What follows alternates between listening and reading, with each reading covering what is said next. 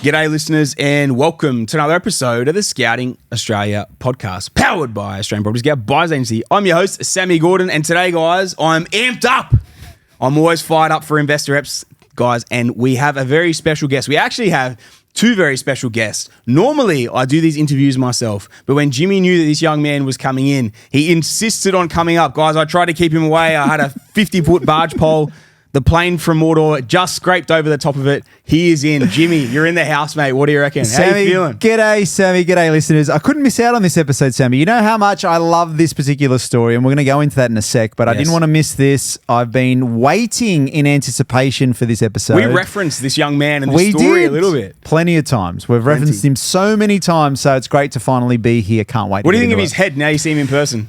Oh, well, he spent a lot of time in hair and makeup beforehand, not on site. He went separately, got waxed, got his head. He went to two different places. He wanted it was like a double check. Got his nails done. Yes. So well done. Well done. He looks well good. done. He looks good though. On that note, we would like to welcome Mr. Big Bailey Holmes into the studio, mate. Welcome, buddy. Woo! Thank you very much for having me. It's crazy to be here, honestly. Yeah, I've been listening to podcasts for ages, and to be here now is unreal. Now, Sammy, you just glazed over the surname there. You didn't give any context. Who is Bailey? Bailey is his own man. Bailey. So Bailey is the lovely Miss Morgan Holmes' younger brother, and also Michelle Holmes, who is client success manager at APS.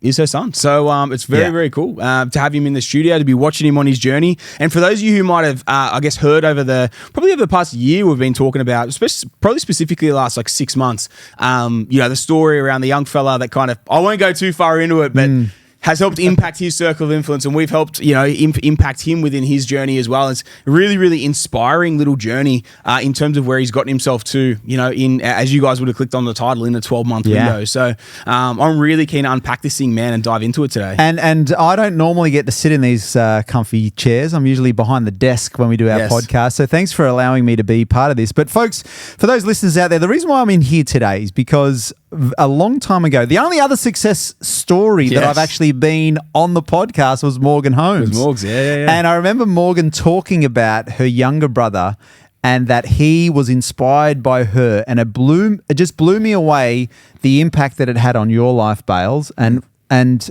the impact that your sister, your mother, and just the changes that you have made to be in this position. I just didn't want to miss out on that. So, mate, take us all the way back. You were a tradie. Take us back to the start. So probably I guess first job would have been pet shop, working at a little pet shop. Morgan actually worked there first. I was going to say the whole family's worked at this pet shop. How old were you then? I think I started there when I was 15. Okay. Yeah, so obviously did a lot of work with Dad before, seeing him do all the hard work and stuff like that. Dad was a tradie? Yes. Yep. Yeah, so he was in civil, so he had his own machines and stuff like that. So I always grew up sort of seeing him do that stuff, and just got my first job when I was 15 and started working at the pet shop. Actually working with Morgan at the time when we first started. And was she getting you to do all the shitty jobs, clean up all the clean up the shit out of It's no different now. Out of the difference. Yeah, pretty much. Yeah. Still going on. Yeah, haven't stopped. But that was pretty much it. Started there and then sort of did a couple of years there while I was at school, and then finished school. And Dad said, "Do you want me to get you a job, or you want to go find your own?" I was like, wasn't really that great at school, so I thought, oh fuck, this is my opportunity. Just jump in there, just get going, So, and then got into civil, and pretty much just kept doing that for years and years. Yeah, did 8 years. Been doing that now. So, how hard did you used to work when you're younger? And one of the big reasons, guys, I wanted to get Jimmy in today is obviously quite close with Morgs, so I know her story pretty intimately, and obviously the same with you, Bales, as well. That's why it's a good part of having Jimmy here, because he's going to be able to ask questions that I kind of already know the answers to in a lot of ways. So it's going to be cool for him to kind of pick apart a few different things. But man, I'd love to know even Big Tezza, the old boy, how hard did you used to work here as a kid as well? Because you guys were on acreage too, man. You weren't exactly on a 500 square meter block or something. You had a bit of property, you had a bit of land. Yep. So what about that from that perspective? Yeah. So when I was younger, it would have been probably starting at 8 or 10 years old. You'd jump out in the yard, do the yard work with Dad on the weekends or stuff. And even when he'd go sort of drive out to, far away towns or even drive to the job site, he'd be like, Bales, jump in the car, come with me, come do a couple of days here and there, just jump on the shovel or clean little offices or whatever, go with him at a young age. So I think that helped a lot to sort of see dad as a hard worker would mean that like if he can get where he is from hard work, you know, like I had a great life being a kid. Like it wasn't like, oh no dinner tonight or anything like that. I didn't miss out on anything. Yeah. I went everywhere. Like didn't go on a lot of overseas holidays or anything. But you know, had a good house, all the freshest toys, you know, clothes and stuff like that. You probably did go on more overseas holidays as a kid than most. You went on more than I did because we did Thailand and Bali and stuff with as a Thailand and family as Bali, well. So yeah, you still did a few. Yeah, I guess. Yeah, I could probably look at that as sort of a blessing. Like, but yeah, for, like growing up, like it was always hard work would get you somewhere. That's what I got from dad. You know, like, and just always going to work. Don't complain. Just like do it. Obviously, later in life, you know, dad would get more off the tools, sort of thing. But yeah, seeing him work hard sort of instilled in me that the only way to get anywhere is hard work. You know, there was no second side of income or anything like that. You know, it was all hard work. How soon after kind of you finished school as well, was he pushing you going into the workforce? Like what sort of like lag time or lead time did you have from that end? So yeah, I finished year 12. So I finished school, went to schoolies, did the weekend schoolies sort of thing. Hold on a sec. Everyone goes to schoolies on the Gold Coast. What do people on the Gold Coast do for schoolies?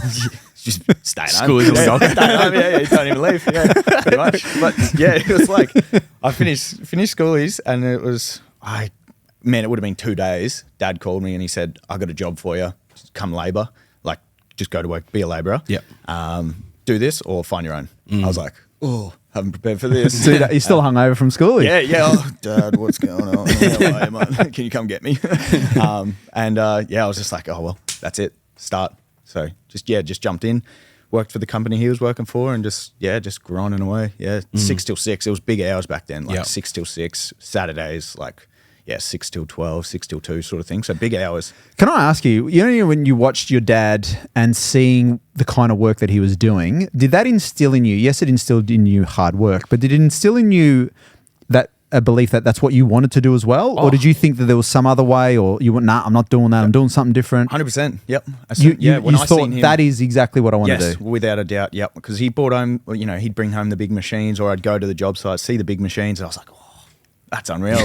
Like at the time when I was younger, I was like, I'll never get to drive anything like that, you know, like young fella, you know, like how is some bloke driving, that sort of thing. And then later in life, obviously, that's where I went with my career, but that was it. Like I didn't want to do anything else. Most kids have little toy trucks. You actually had one. I had the big ones. I remember Dad bringing home the Tonka truck. It's in the yard. We were in the backyard, like pulling down trees with the backhoe and stuff. It was mad. Cool. It was so cool. Like that was it for me. Like that was what I wanted to do, and I was so passionate about it. Loved every moment of it, without a doubt. What was like when you were kind of working through that as well, and this is where we kind of like, I know we'll lead into like how you got into property and why property and all the rest of it. But like, how old when you bought your first deal? 24. Okay, 24. Yep. Okay, so you've left school. That would have been, say, 18. You started working at 18. Yeah, 17. Yeah. 17? Okay, so 18, because I turned 18. 17, 18, somewhere around that. Yep. The memory's a bit hazy. He's had a few big years in between. Still on schoolies. He's still there. You were the toolies, you just finished up. Man, in that time in between, like, what were you thinking about your life? Like, what was the outlook of that time? Because I think that's a funny thing, because a lot, it's not often you get someone young coming in, like at your sort of age you're 25 now, right? So like coming in and they've done what you've done in that time frame as well. There's obviously a couple of anomalies like Ella and Morgs with her story as well. But man, a lot of time they started young and they kind of got pushed into it from that side, right? In this time of like working through till you buy your first property at 24, what were you looking at? Like what was life like for you? What were you wanting to do? Oh man, that was honestly until like I met you, it was just whatever money comes in, blow it on some fun stuff. Like it was like, you know, I remember having a conversation with a dude at work and I had a really good tax return. This would have been like 2019, 2018, somewhere around there. Yep. And he said, buy a house. I was like, nah, I've got enough money for a jet ski. So I bought a jet ski and regretted that straight away. And but You'd have been pretty cool though, weren't you? It was so good. It was mad. good at the Cool time. stories of that with me mate Kyle, but we won't delve into that. But it was just whatever money came in, as much fun as I could have with it, that's what I would do. There was no end goal. It was just like buy a cool car, you know, go partying, do your drugs, do whatever. It was just literally. If I can jump in here, just because Which kind of drugs? No, I was going to say, you know when you... What has he got? Jimmy's like, You got any jokes? So in your growing up... at Jimmy's age, right? he's just on the mushrooms, Yeah. bro. He's on the natural stuff. He's on the natural stuff. Alzheimer's drugs. He double doses, double dunked. I'm more curious as to, you know, when we all have our money story, and I know that we've often talked about this. As a kid, did you get much exposure to, did your parents talk about money? Did your siblings talk about money? Like, what is your experience with money, or your knowledge of, or memories of money back then? It wasn't so much as like parents would talk about money as much, but there would always be like stress about money. So that was always in the equation. Not to say my parents were ever, you know, struggling or anything like that, but it was always like, we need to work more, we need to do more. But Paying the bills, right? Paying the bills. You're working to 100%. pay the It was bills. just working Yeah. to pay the bills always. But yeah, it was never in my mind of what money can actually do. It was just like money can buy cool things. Like never And survive. Yeah, and survive. Yeah, exactly. And you know, never take me places. Yeah. In the future, you know. So yeah. And your mates around you at that time, we often talk, you know, your circle of influence and all that. Give us a snapshot of you and your mates back then. Like, what was everyone else doing? What kind of influences did you have? Oh man, it was everyone. Everyone was doing the same. You know, we were all partying. We were all buying cars and jet skis. Like literally, me and my mate just bought cars at the same time, jet skis at the same time, go partying all the time. So in no one's head that was around me was ever the thought of doing more with money. So no way. one ever said, mate, you shouldn't be doing that. I mean, that guy said buy a house, right? Yes, yes. So probably like work-wise, I'd say like working in that sort of industry, you work with a lot of older people. They always would be like, you know, what are you doing with your money and all this? But, you know, young and dumb, you'd always be like, oh, What's the fun thing to do with it? Yeah, I'll do it later. Like no stress. Like, but you know, there is stress in it. Like you should be doing it earlier. The sooner you can do it, the better. What was the turning point in the thinking? Because I'm going to come back to a few things you've kind of said here as well in terms of, I guess, some advice you could give to younger people coming around. Because a lot of people that run their whole 20s like that, and then they get to the 30 and they're just like, What have I done? Yeah, Yeah. like Jimmy, look at Jimmy. Yeah. What I heard. But That's what you do. you got to do it with pounds. Like, what? Oh yeah. But mate, like, what changed for you in that instance? Because you say it was me, right? But like, or to an extent, it was me. But dude, I had been dating Morgs, and like I'd been around you for 3.5, 4 years before you went down the avenue of buying your first property. So what was it that actually, man, what was the turning point of being like? Because dude, that's a long time, and you were young when I first met you. Like, you must have been about 20, 21 sort of thing. Yep. So like, what was the turning point that made you realize? Or what was the turning point in general? Yeah. I'm still staying on the fact that it was you because, like, I was watching you sort of like, I remember you in your Triton when you first sort of came to the house and the back was full of tools. You had Tuzzy with you. Yeah. And I was like, what does this guy do? Like, does he just go like build houses or something? I really didn't understand it quite. And I kept watching you. You got your next car, you know, you got the Ranger. And then when you got the Jag, I was like, what is this guy doing? Like, this is money. Like, how does he getting this? And then we sat down at Noosa one day out on like the point where we were staying. Oh, yeah. Having some drinks with Dad there. And I was like, that guy's so cool, man. How'd you get that? And then you literally like, were like, man, like I bought my first property at 19. I was like, 19? Whoa, I'm old. I can't do that. No way. It's too late. And then you just started running through like how you did it, what you did. And then I was like, well, I could probably do that. Like I got my ute sitting there, like, you know. So How long after you met Sam, how many years was that conversation? between when I met him and that conversation, Yeah. I bought the Jag in mid 2022, so it would have been like in June 2022. And that drive you're talking about, because that was the first drive I took it on, where you took it up to Noosa, that would have been July, August, September or something, 2022. So 2 hours? Yeah. 2 years? 2 years ago. 2 years. Yeah. So it took you 2 years. Yep. So up until that 2 year period when you sort of had an idea what Sam was doing, and Morgs was working in the business too. Yep. Did that trigger your interest as well? Were you following what Morgs was doing? Yep, I And was following Morgan as well. Yeah, looking up to her. I always, back when we were younger, it was like, money wasn't really all that, like, there wasn't that much of it for me and Morgan. Like, she'd be working, I'd be working, and then one of us would be broke and then give a bit to the other person and vice versa sort of thing. But watching her, like, buy properties more and more, I was like, oh my gosh, I need to follow her. Like, I look up to her now. Like, I'm like, this is crazy. Like, she's done amazing. But it would have been a year after I had the chat with Sam on the beach. A year after that, I bought my first. Yeah. yeah, wow. So we're talking 3 years now from that first meeting Sam to actually have that conversation and then buying a deal. It would Yeah. have been like 3.5, because you would have met me at the end of not 2019. Yeah. And bought the first property. What was it? What was a rough month you bought? June 23. 2023. Yeah. So we're talking 3.5 years, man. Yeah. I want to talk more about Morgan, but I just have to ask this question. What was your first impressions of Sam when you met him? I swear it was like you came to the house and you were drinking Kraken and I was drinking. He was doing what with crack? What did you do? Yeah, we just like. So I was drinking rum. Yeah, we just had a massive night just for no reason. It was like a Wednesday on a. That was the first time you met Sammy. I'm pretty sure. No, that was in Christmas holiday. No, I wasn't here before that. Well, I swear you were like. No, I remember the first time we met Bales. When was this? When I had to drive with your mum to the house, the townhouse you were living at, and pull all the shit out, and we were going to punch on with that because that dude was coming with steam, and I was like, "All right, here we go." Yeah, because you're that was the first time I met you. Yeah, and I'm pretty sure. Yeah, I was just like, "Who is this dude?" Like, nothing about him or anything like that. But yeah, I didn't think anything of it. I was just like, "Oh, yeah, Morgan's boyfriend. Whatever, he'll be gone." He's a bouncer. Not like that. But yeah. And okay, so you met Sammy, you got some inspiration, but tell me about Morgan, right? Because Morgan would have bought her first property quite soon after she met you, Sammy boy, right? So what were you thinking when she was buying her properties? Like what was that triggering you? Because it would have been late 2020, maybe early 21, I think it was. Yeah. So what were you thinking at that time when you're seeing Morg's doing her thing? Yeah, it was like deep in COVID when Morgan bought her first one, I'm pretty sure. Yeah. And I was like, what are you doing? Like, aren't you going to go live in it? Like, why are you buying it all? Why are you buying it there? Like, you got to go live in that. Like, you going to move?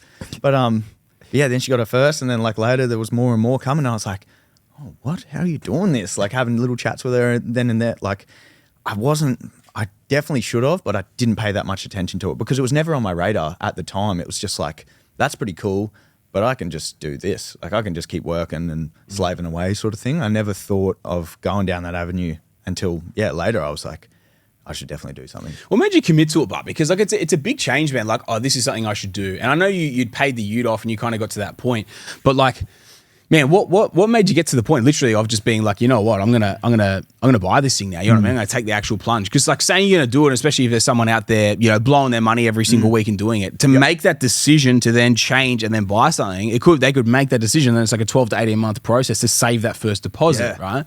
I think it was just like seeing the proof of you and Morgan, and then pretty much just like just fully committing, not being like, oh, don't question it anymore. That's what I sort of came to the conclusion of. Like, if it works for you, works for Morgan, and then I started seeing like more clients and stuff with your business, and I was like, this shit actually works. Like, if there's proof in the pudding. Did you feel like you started missing out though?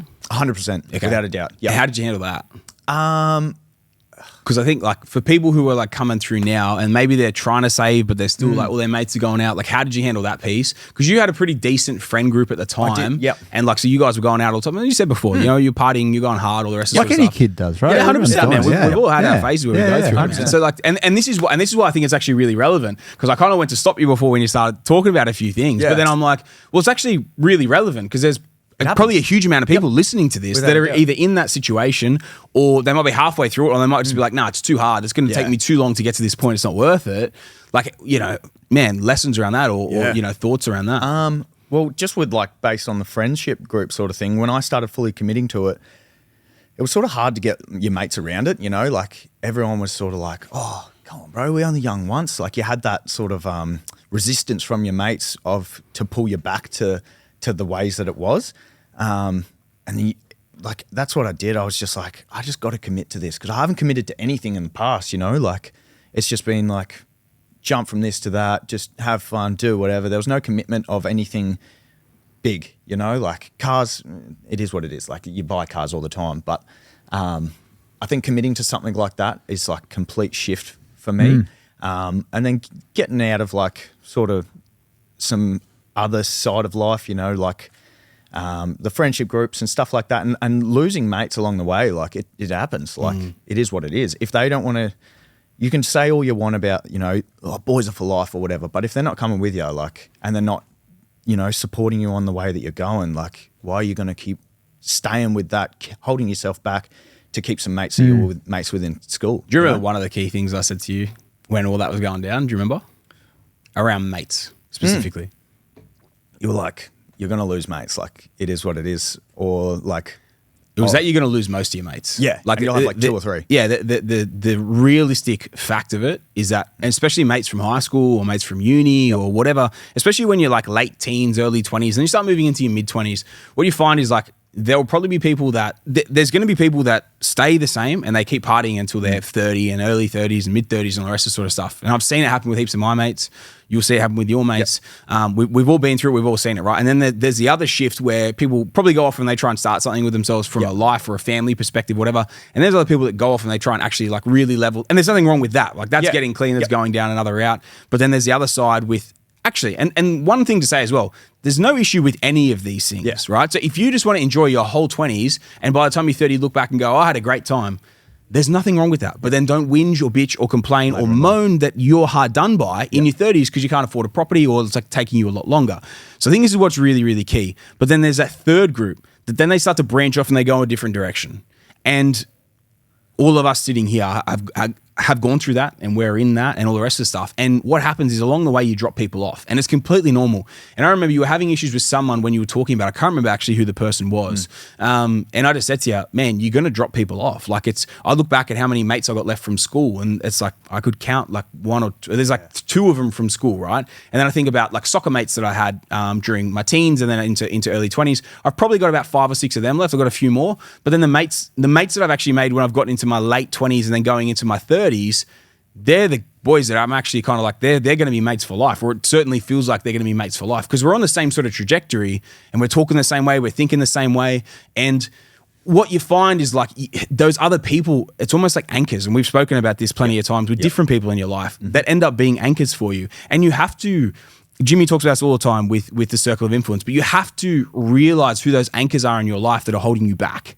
And are you being an anchor holding someone else back, or are you being the anchor holding yourself back? Yeah. And I think this is a really important thing. And I remember when we had that conversation, man, it was so crucial because like I'd never really given you too much advice. I told you some things, but I remember when you're having these gripes with this guy and that guy and fucking this and that and all the rest of it. And I'm just like, man, like you need to wake up, bro. Like these people in 12 months, you're probably not even going to ever, you probably from like in 6 or 12 months, you probably have not spoken to them for 6 or 12 months. Like it's sweet. And then even if like maybe you are in a year or 2 years after that, you're probably at that point drifted away from, and there's nothing wrong with that. And I think like what's really important to know is your circles change and some people will come with you and some people will probably surpass you and go to a different level. And that's all right because you might end up at the same point somewhere down the track, but your circles change. Your circles grow and they change from that perspective. And so often who you are in your teens and who you are in your early 20s, mid 20s, late 20s, 30s, you're just going to change as a person, which means that you're probably going to like different people. Yeah. And there's nothing wrong with that. Yeah. But I think what the really key thing is don't let people hold you back that are in that instance. And if you're trying to like let go to a different level and all the rest of it, if there's someone there that's an anchor for you, that's the easiest way to look at it. Do this analysis of who you've got around you. Who's the anchor?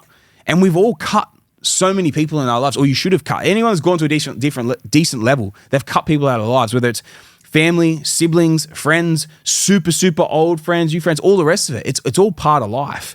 And man, I remember having that conversation. I'm sorry, I've half commandeered your podcast. No, go for it, man. But man, this is like what I really, really remember. The massive change that happened with you was you were stuck in that spot and we'd had those chats and you asked me a couple of things and you started talking about a few different things. I was like, I'll start giving a bit of life advice, like when these things pop up. Yep. And I remember, man, you were stuck in this spot, this constant drama and bullshit and things going on again and again with mates. And it's just like, man, just fucking cut them. Yeah. What are you going to lose? In 2 years, you won't even remember them. You know what I mean? And like, it's cool because they'll go on their journey and it is what it is. It's just life.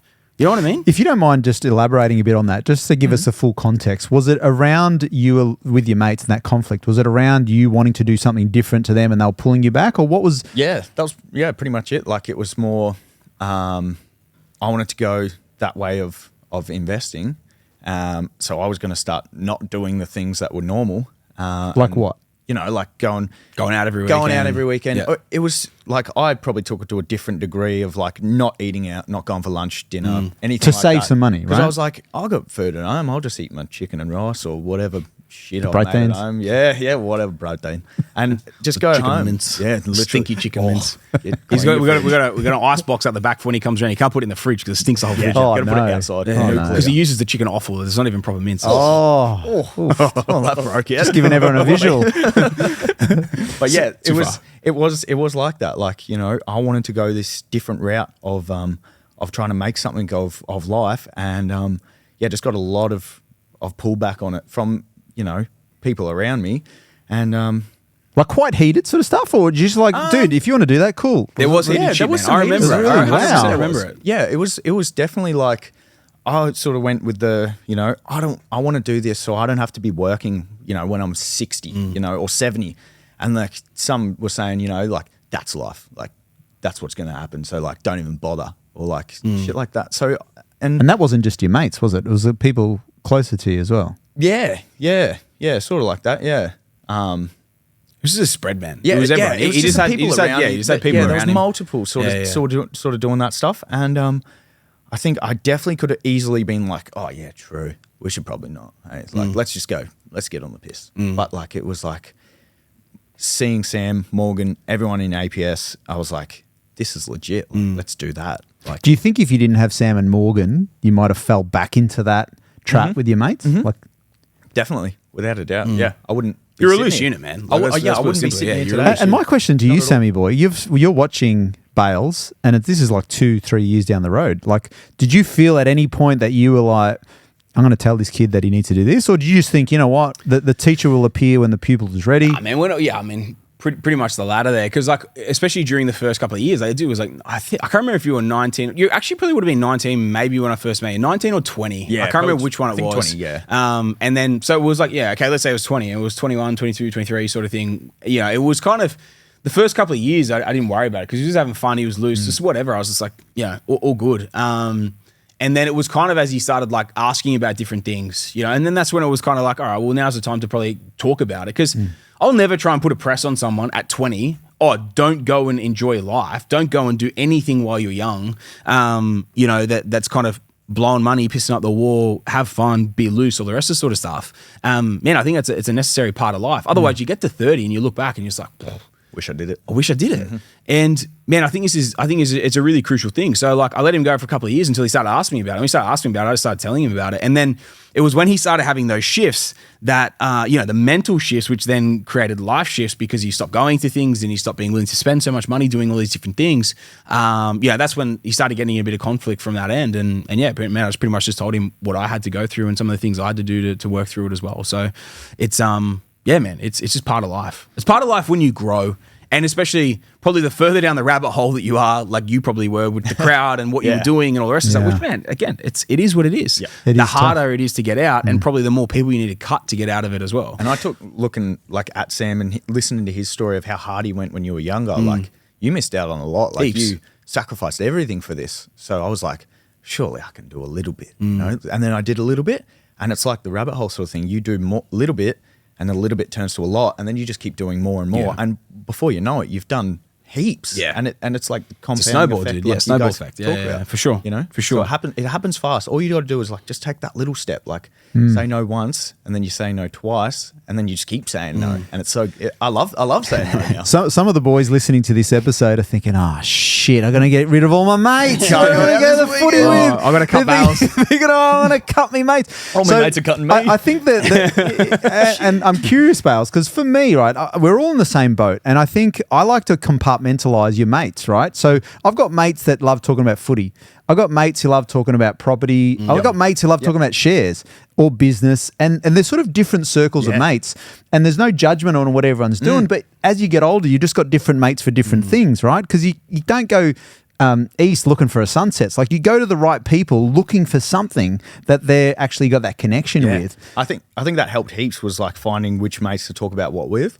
I think I don't have enough mates to talk about different stuff with. I don't know if Jimmy does either, brother. I reckon Yeah, he's talking I think shit. I just got- Not yeah, yet, he's got but three when mates. you get He just keeps going back when to you get to his mirror. 87, you'll have quite a few. You're probably forgetting half of them. Yeah, But the big Probably forgets the mates, the same mate over and over. It's just me. He calls me, talking about shares. I go, mate, I don't give a fuck. Is this Stop Bailey? calling me. But the big move for you, and I don't know if you already mentioned this, Sammy boy, but was it selling the ute? Like, tell us what was that process like? Because No, firstly, I want to know. So the question I normally ask, because this will lead into go this, for it, right? Sammy. The question I normally ask is why property, right? But obviously, why property? It's because you could see Morgs and I doing well out of property, right? Physical proof. Why make the decision and the choice at that point to then sell the ute? I think that's probably the more Nice. prudent thing. Like, Yes. what led you into then making the decision to take the leap? Yeah, it was like proof, and like I'd have no luck with anything else. Yep. I didn't understand crypto, shares, anything else. most people don't. No, I couldn't wrap my head around it at all, but I could wrap my head around what you were saying because you were explaining it to me. So it was like physical proof and having like guidance. Like that was what it was. So yeah, that's why I took the leap and just believed in what you were doing. And yeah, that's as simple as I can put it, really. Yeah. So talk us through that then. Talk us through. So you've sold the ute. Give us some timelines. We're about to dive into the first deal. Give us some timelines on how everything happened. I can't. Probably May. I would have sold the ute, or April. It was hot. I'm pretty sure April. What date? Do you want like AM or PM And time. Oh my god, the sun was in the eastern. No, yeah, it was in April. The sun was in Easter. But No, it was Bales, in you know, eastern quadrant. when you put the ute, Gotcha. Gotcha. I'm just curious, when you put the ute up for sale, Yeah. did you just get that little bit of, was it a little bit of a tear, or was there It like, was, man. Yeah, you like- 100%. Yeah, you because that was your pride and joy as a young It was guy. my first brand new car. Yeah. I bought it brand new from Ford. It was a Ranger. It was. How much I did you loved it. spend? I bought it for 48. Wow. Yeah. It's a lot of cash for a 20-year-old man. Yeah, dude. Yep. The car that I own today is probably worth $30,000. Yeah. It's because you get underpaid. Yeah, I do. They're not Still, making still enough. not getting paid. He gets meat pies and a spaghetti bowl. But yeah, when he so comes you up. spent, okay, so we spent over Yep. 40. And then it was a bit of sadness selling the Yeah, ute. definitely. Yep, 100%. And yeah, had it for 4 years, maybe 3 and a bit. I paid it off at the time, so it was just sitting there. Like it was a big piggy bank. That's how I imagined it. Big piggy bank I could crack open, do something with. And yeah, I honestly thought that I was going to sell it and buy a house to live in. If I was Interesting. going to do anything, that was what I was going to do. Huh, I don't Because remember that's- that. That's all I knew. Yeah, right. And that's what I planned on doing. Yep. And And then you pay it off stole for the that next- dream away from me Yeah, again. sucked But- in. Basically, pay it off for the next 30 years. Yeah, that was what I would love doing that. That was sick. Not.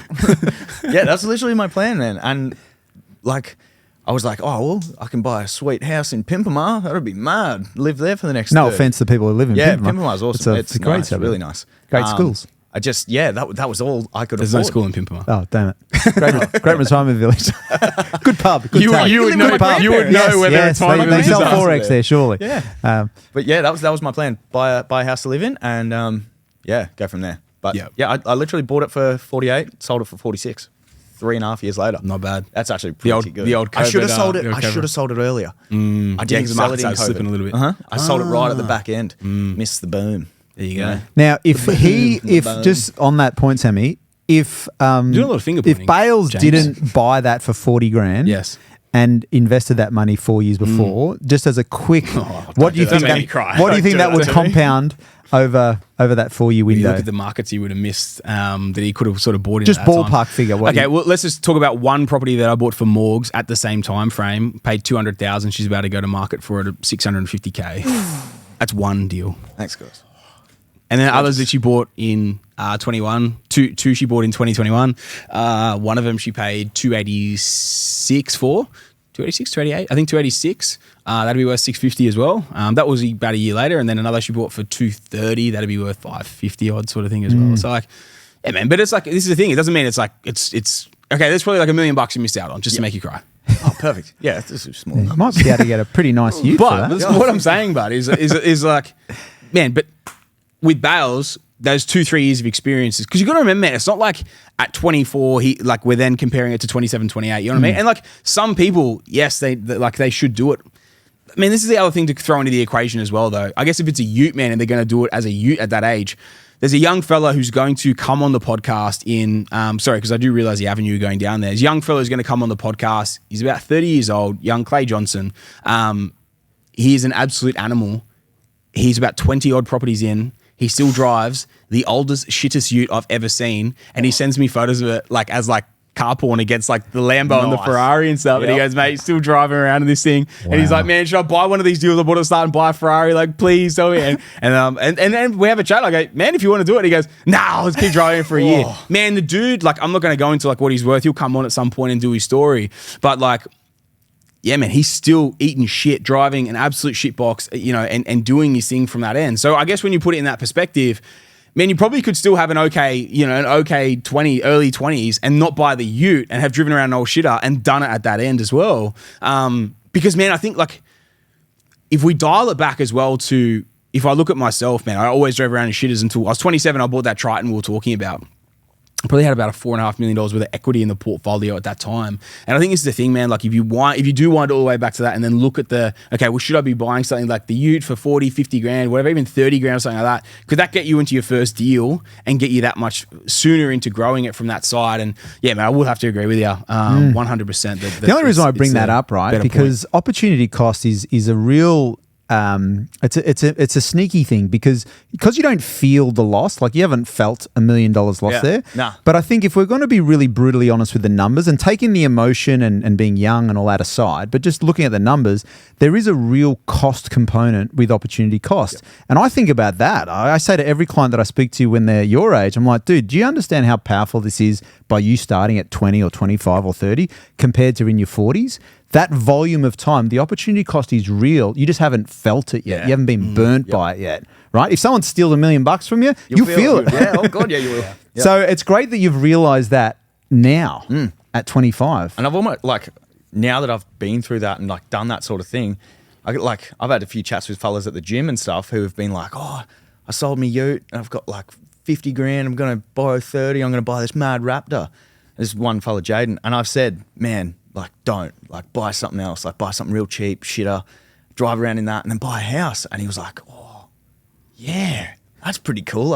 He's like, have you done it? I was like, pretty much, yeah. I just did what you did first and shouldn't have, you know, like, give him the opportunity to learn from what I did wrong, and then he can not make the same mistakes. Yeah. And he's younger than me. Like, he'll overtake me for sure, you know, like, but what I went through to show someone else that you don't have to do like that is worth $1 million. I think the big thing as well, man, is like when you look at things like utes, like Bales took out a 4 or 5 year loan or something to pay that thing off. It was a $50,000 car, pretty much. Man, to be able to service for that, because it's a 5-year pay down, the interest bill on that thing would have been equivalent to a house. So he could have bought a house at like 20, 21, whatever it was. And I think, man, that's the thing when you kind of really look at it from that perspective. And even if all he had done was bought one property in 2020, like even at 24, 25, like imagine you buy the Raptor and then you still have 300 grand left over probably in cash, you know? So I think, man, like it's an absolute non-compete when you start looking at and talking about the opportunity cost of starting sooner, because the compounding effect of that taking off and going to a different level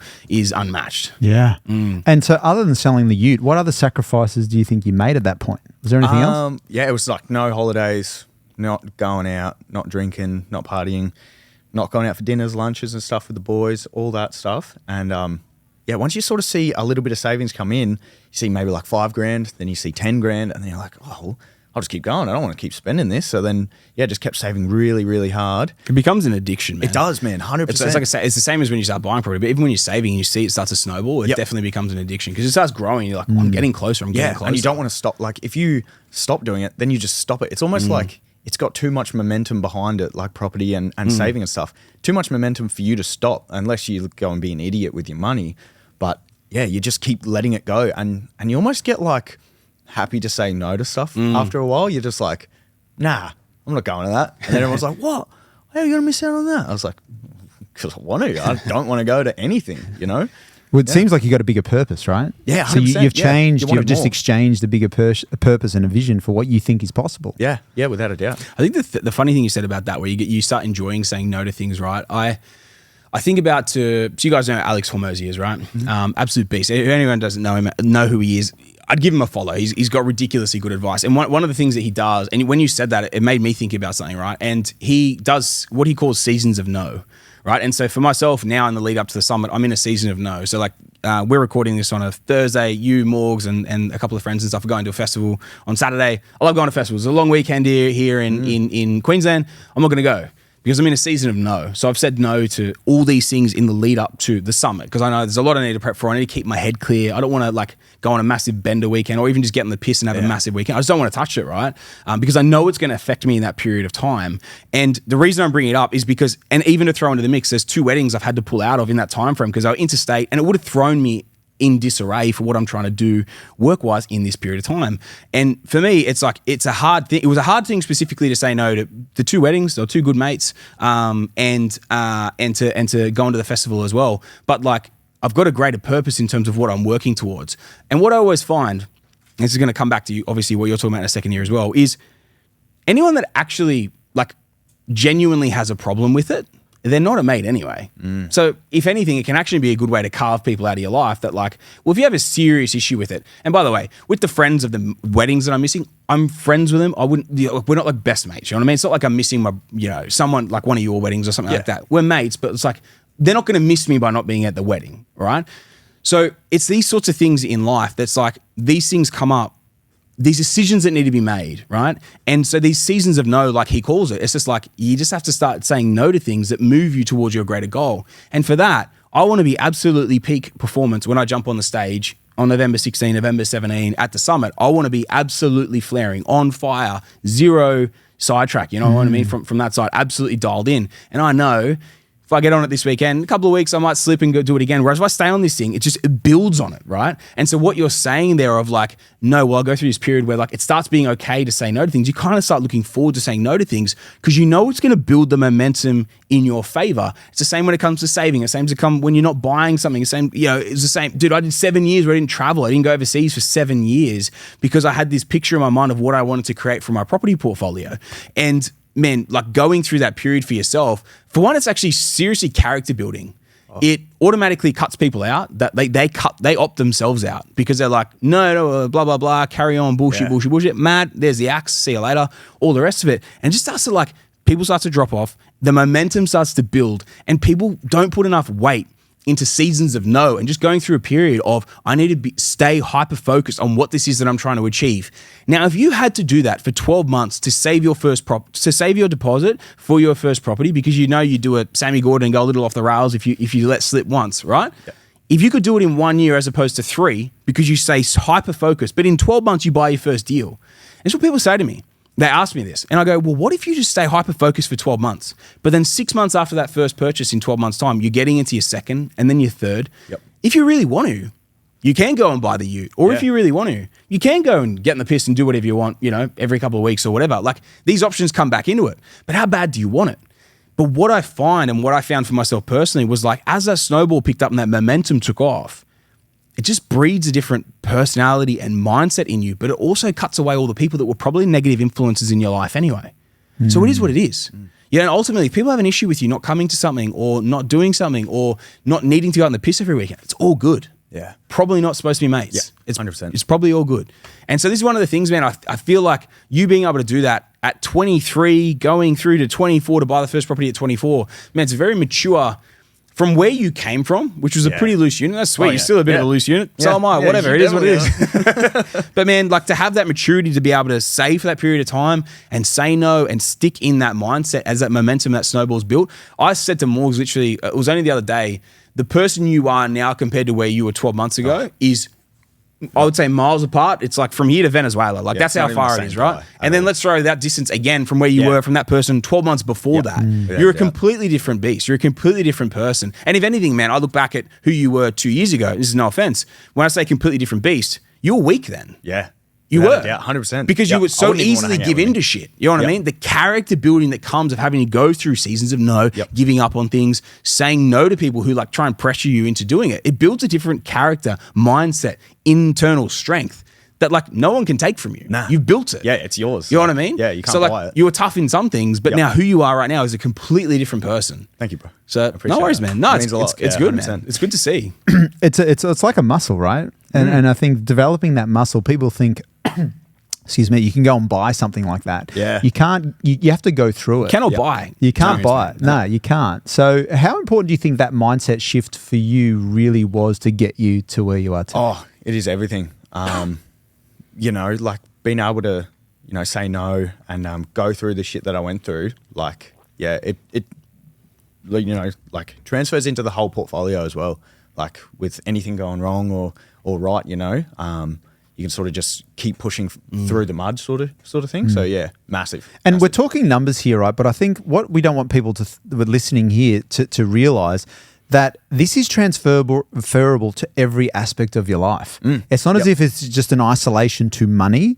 Like your delayed gratification and your sacrifice and things you're doing, that muscle is transferable to how you approach your work, how you approach your relationships, how you approach your own self-worth in yourself, and just your own disposition. So you think you're building a muscle to make money, but you're building this muscle to create a better life. Yeah, 100%. It takes you further in the future, So completely changes the person, man. I think that's the biggest thing. Like when you go through this thing and you go through these changes, and this is where we see people fall off. And like, man, why you and I every like 6 to 8 weeks like to do a mindset pod? Because man, the grit, the determination, and like people falling off the bandwagon because they don't, properly get this thing or stick with this thing or build that muscle. Man, when they don't do it from that end, and they get stuck and they get sidetracked on these sorts of things, like, man, this is where they fall off, you know what I mean? And when they can stay hyper-focused, keep their head above, head and eyes on the prize and stay focused on that, you just build. And all these different aspects of life will build your resilience, build that strength, that grit, that determination. It's unbeatable, man. And when you are like that, and this is the biggest thing, man, I say to people, even in strategies, or when things pop up and people call me, it's like, oh, well, this happened, that happened. And I'm like, this is like a character building moment for you where you either cry to mum and dad, you know what I mean, have a cry about it, or you grow. Because property, I always say this thing, right? Bricks and mortar and it's people. Two things that can go wrong, right? And it's as simple as that. You need to figure out the way forwards, the path forwards, build these things out and keep moving forward. And the character building that comes from that as well, man, it's unmatched. It's unbeatable. And if people can visualize this on a map, this is not a linear projection of in a straight line to go from your starting position to figuring it all out, especially when you're starting out. For you, Bales, I'm curious, I can just picture a squiggly line going back and forward and back. You're getting trapped back in. Then you go, no, I want something better. Like I want people listening to this not to think, I'm going to have to cut everyone off and it's going to be straight line. I'm going to get everything done. Yeah. Like how often did you backflip and then get back on it? And yeah, honestly, yeah. Now that I sort of think about it, it did happen, like I would. Which is normal. Yeah, it's normal. Yeah. I think like the way you look at it is like each day's up and down, but when you zoom out, then it shows your gradual projection. climb. Yeah, 100%. So I think if you fall off the bandwagon, don't just keep falling. Like keep going. Like get back on track and keep going. Like keep doing what you said you were going to do. Like don't just be like, oh well, slipped out once, may as well keep going. That's how I sort of. Because the compounding effect of that muscle, and I think about like you look at someone like Sam and his approach, it's unbreakable at the point now, and his projection is very much linear and skyrocketing because he's gone through all of that crap in the early days. He's done the reps. So for he's done the reps. Maybe not in the gym, but in his own portfolio. I got about 40 kilos of pure muscle on you, you little pipsqueak. You So little rat from Mordor.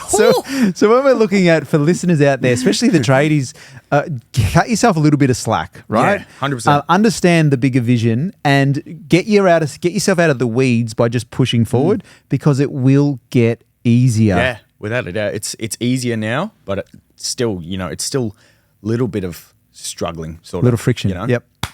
I've loved this, guys. I don't know how far we're in. We are in right now. We're in for a fairway. I want to take a turn. I want to go straight into the property. Let's do it. Because I feel like we keep banging on and people are like, hang on.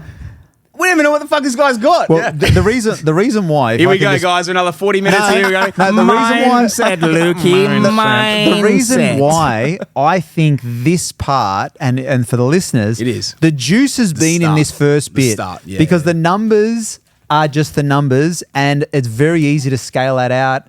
And they are very objective or subjective, whereas your mindset and the decision to get into this position is the reason why these numbers are possible. So this is the hardest part that we've just done. Yeah. A rocket, 90% is getting off the bloody ground. Yeah. When it's up there, that's the It's easy cruising. part, right? Yep. So I'm keen to get into the numbers. When a mouse takes off. What? The who? We said 90% for a rocket to get off the ground. What's the percentage for a mouse to take off? No, scurry. It's more of a scurry. It's more digging down, actually. I knew you the used mouse. a flop. You just like a bit of a belly slug. flop. Bit of a slug. All right. Speaking of slugs, moving on. First deal. I don't know why we're talking about slugs, but anyway. So mate, talk us through your first deal. Let's go. Okay, so bought in June 2023 at 24. It was a 4x2x2 in WA. So you've engaged with APS. Yeah, Started working with APS. Yeah, I wasn't going to do it by myself. No chance. Yeah, it was straight to you. And yeah, I remember the first deal was you and Morgan. I don't know if Jimmy got invited. He Probably not. What was the date? What was the date? No, like month. June. June 23. Oh, well, that's when it sort of settled. I don't quite remember when I actually got the deal sent to me. It probably June 23. Yeah, June 23. Okay, sweet. But I remember when I got the deal sent to me, you guys were at the REB Awards. Oh, yeah. You and Morgan. Oh, yeah, we were I don't too. think Jimmy was there. Doubt it. Yeah, I wouldn't. No, have it's at a much better event. Yeah, of course. Yeah. The Mouse Brigade in Melbourne. And yeah, Morgan sent it to me and she was like, you need to buy this house. I was like, oh, I don't even know anything about it. I haven't seen it yet. Shouldn't I book a flight and go like inspect it and that? And you're like, no, just buy it. I was like, okay. Because it was put on market for 4 offers over. It had gone stagnant. Yeah, sorry. You go. Yeah, offers over 499. Yeah. Yeah. And then Morgan said the agent had contacted her and told her 425. And she was like, I think he might have messed it up though. Surely it Meant can't be that. 525. Yeah, 525. Yeah. And she said 425. I was like, oh, okay. Guess I better get to work, like doing all, bank and stuff. And yeah, that was unreal.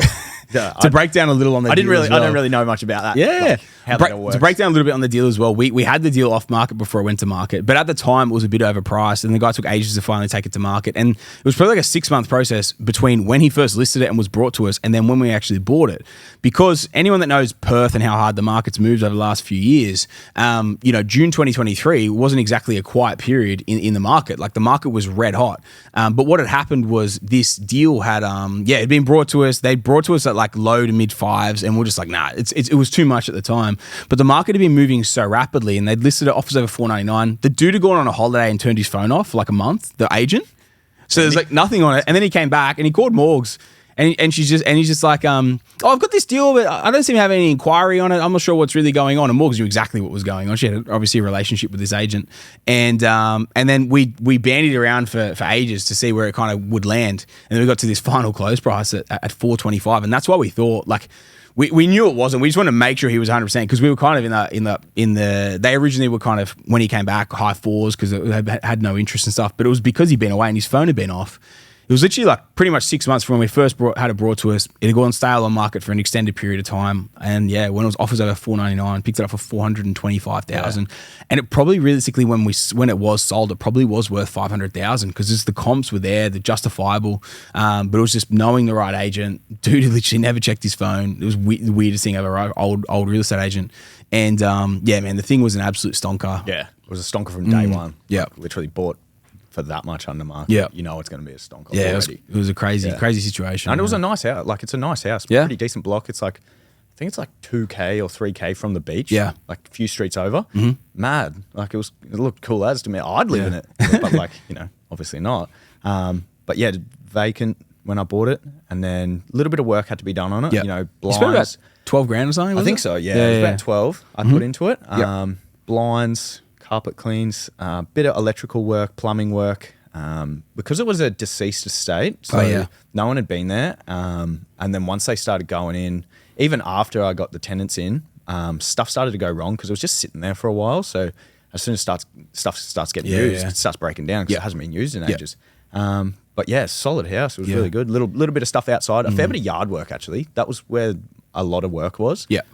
Tidying up all the garden beds. But once it was done, it was it looked awesome. Yeah, it was great. So is it fair to say, Sammy, the reason why the market mispriced it or just it was too many problems, too hard basket, and no one really understood the potential? No, it was really the biggest. It was like, so we factored in like quite a hefty maintenance buffer because we knew there was things wrong with it that we were going to have to fix. We knew things were going to break down over time as well because it had been deceased estate, had been sitting there vacant for a couple of years before it finally got taken to market.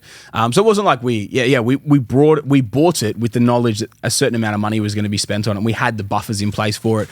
But you can fix what you can fix before a property gets leased. But if a property's been vacant for quite a while, you don't actually know where a lot of it's going to go until it actually gets leased and people are living in it, using it, and then things are breaking down from that end. But I think we had a $25,000 like estimated maintenance buffer because we had to clear the yard, bunch of things to fix, air cons, paints, flooring, all these sorts of things. So something like that. So I think all in, you're in for around like once all that stuff was finished and those things were completed over the first first 6 months or whatever as Yep. things were breaking and stuff. I think it was all in at about 445, Yeah, 440, that's 445 what I was something. gonna Yeah, say. that's we got Yep. 445. Yeah, Yeah, 440, about 20K all 445, in on works. Yeah. yeah, So- sweet. And what is that rent for now?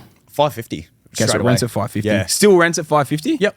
Okay, really sweet. nice family Okay, sweet. living in there. It's cool. I remember when it was weird because like I'm only young, so it was like the property manager would call me and they were like, "Oh, we've got a family that wants to move in. Do you mind if they have a dog?" I was like, "If they have a tiger and they look after the house, I don't care.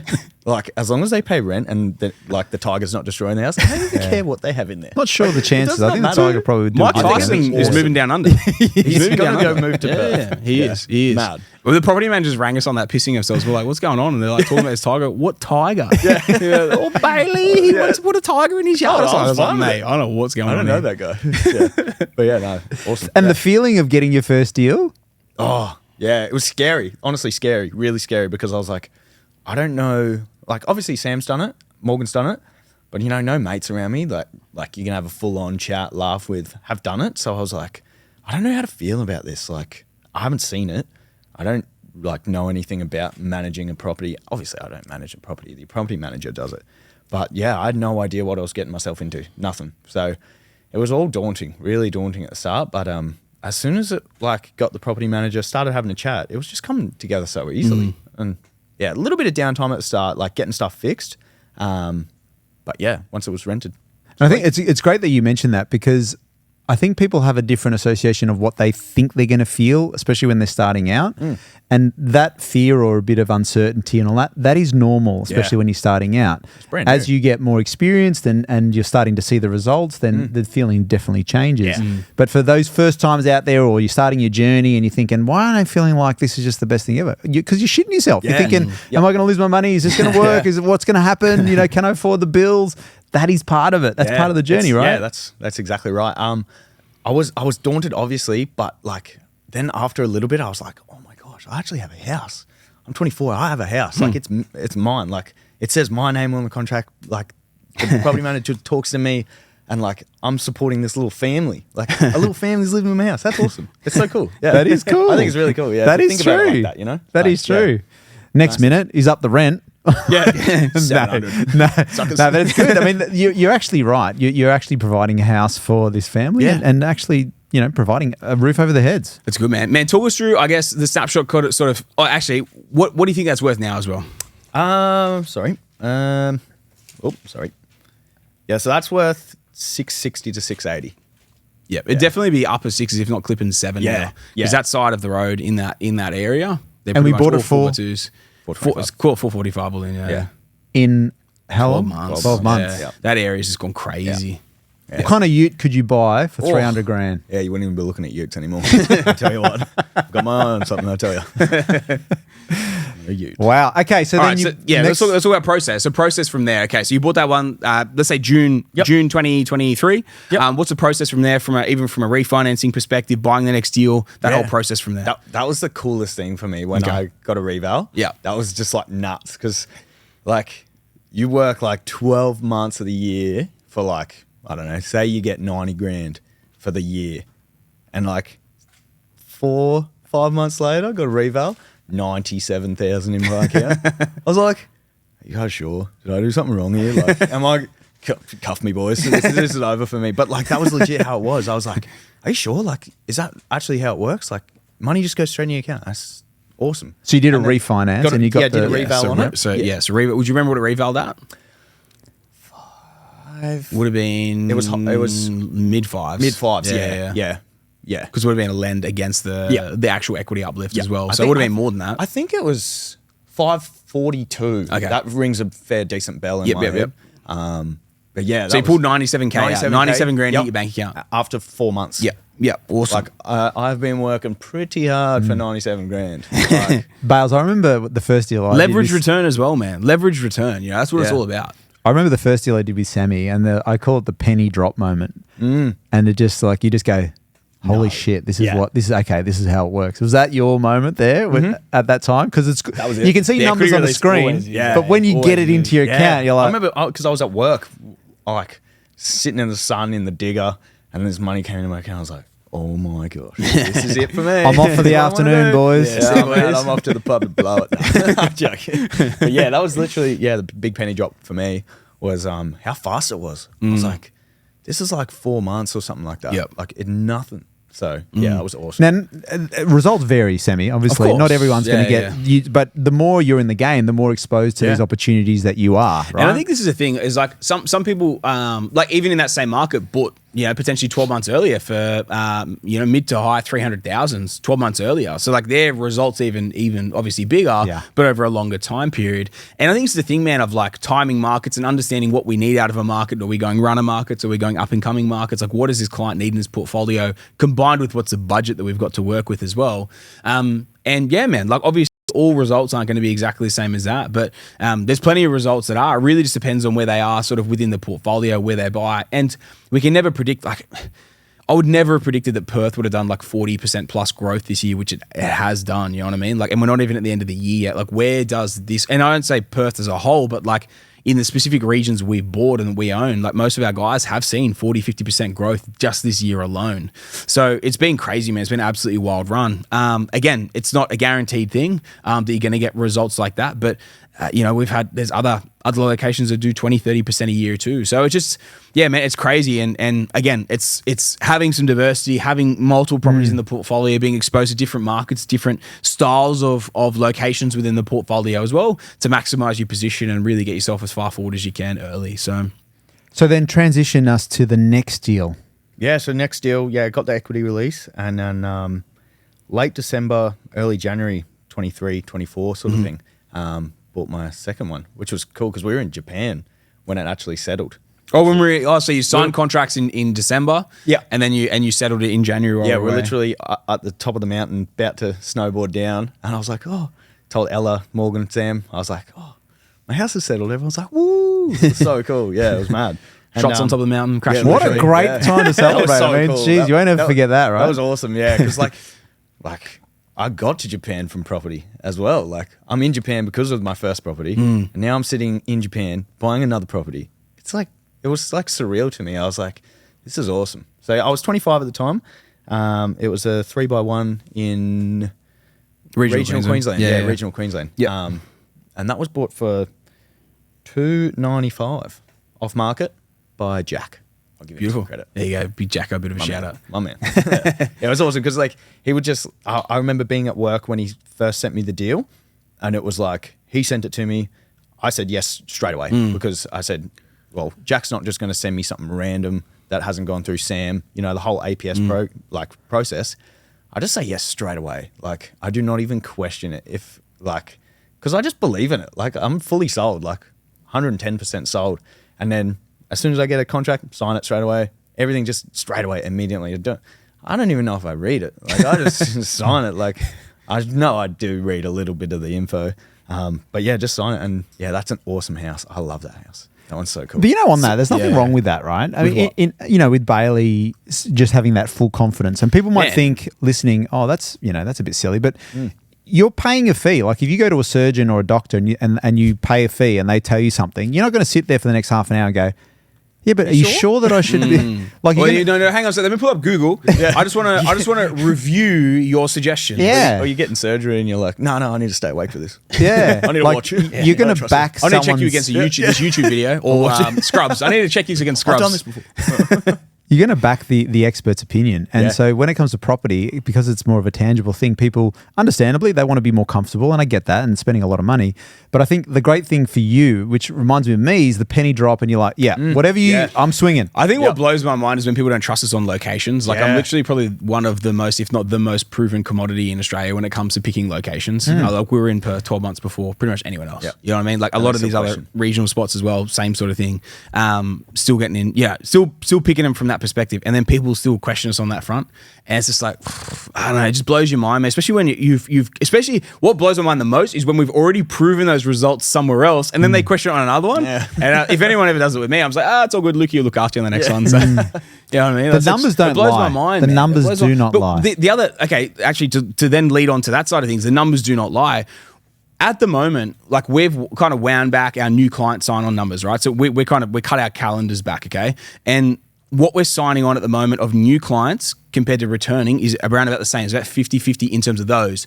But then in terms, if you bring referred clients into the mix as well of the new clients, they're about 50%, 50 to 60% of new clients being signed on.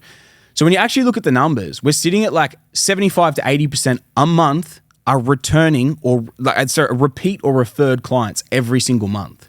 So when you're looking at the numbers from that end and you're looking at it from that side, it's like, it's ridiculous how many people, they're getting the results, they're coming back through from that end because they're getting similar results to Bales and being able to pull out that equity, telling their friends everything from that end. And so this is what always blows my mind a bit when people don't trust us on this front. It's just like, man, proven commodity on this side of things. And like, we have a very vested interest in seeing you succeed because we want to keep that number high. I don't want to sign on 1,000 new clients a month. We want to keep those returning repeat clients high because then we can build a relationship with those people, build their whole portfolios. And every day of the week, I would take that over signing on new client after new client after new client. But a lot of other buyers agencies don't. They focus on the new client side of things and they stop servicing the existing to the highest level. But that's what blows my mind a bit when people have done like a few deals with us, seen the crazy results and then and then question us on like location or deal type or whatever. It just blows my mind. And so you did your second deal, right? And then we're gearing up. Now talk us about the second deal, man. So Give us it's some numbers. a 3x1 little masonry block house. Yep. And it's so cool. Like, it does everything. Like, it's just never had an issue with it. Does everything? Does everything. So like the bro. toilet's flush, the kitchen toilet's turns flush, on. it has a roof, has a door, has does everything. all the cool stuff. But yeah, literally haven't had an issue with it the entire time I've owned it. Touch Did you have to put any work into it when you first bought it? Nope. So $295, haven't touched it. Straight in. What's it worth right now, you reckon? 440 to 450. Oh, so up almost 50%. Would I like to reiterate my point of just trust us on location? Yeah. So I was just closed my eyes. It's just, that's it. That's you know? wild. It's crazy, man. Because Okay. like, yeah, it's just it's a good block. It's on a corner. Just It's 50% in like, what are we in now? We're in October. Okay, nearly 12. I'll call it 10, 11 months. yeah. You take that every day of the week. 100%. And that is incredible. And that's what, like, it just kept stacking up to me. Like, this is so much better than More working. proof. Than Yeah. working for that type of money. You just can't do it. Like, it's going to take you forever.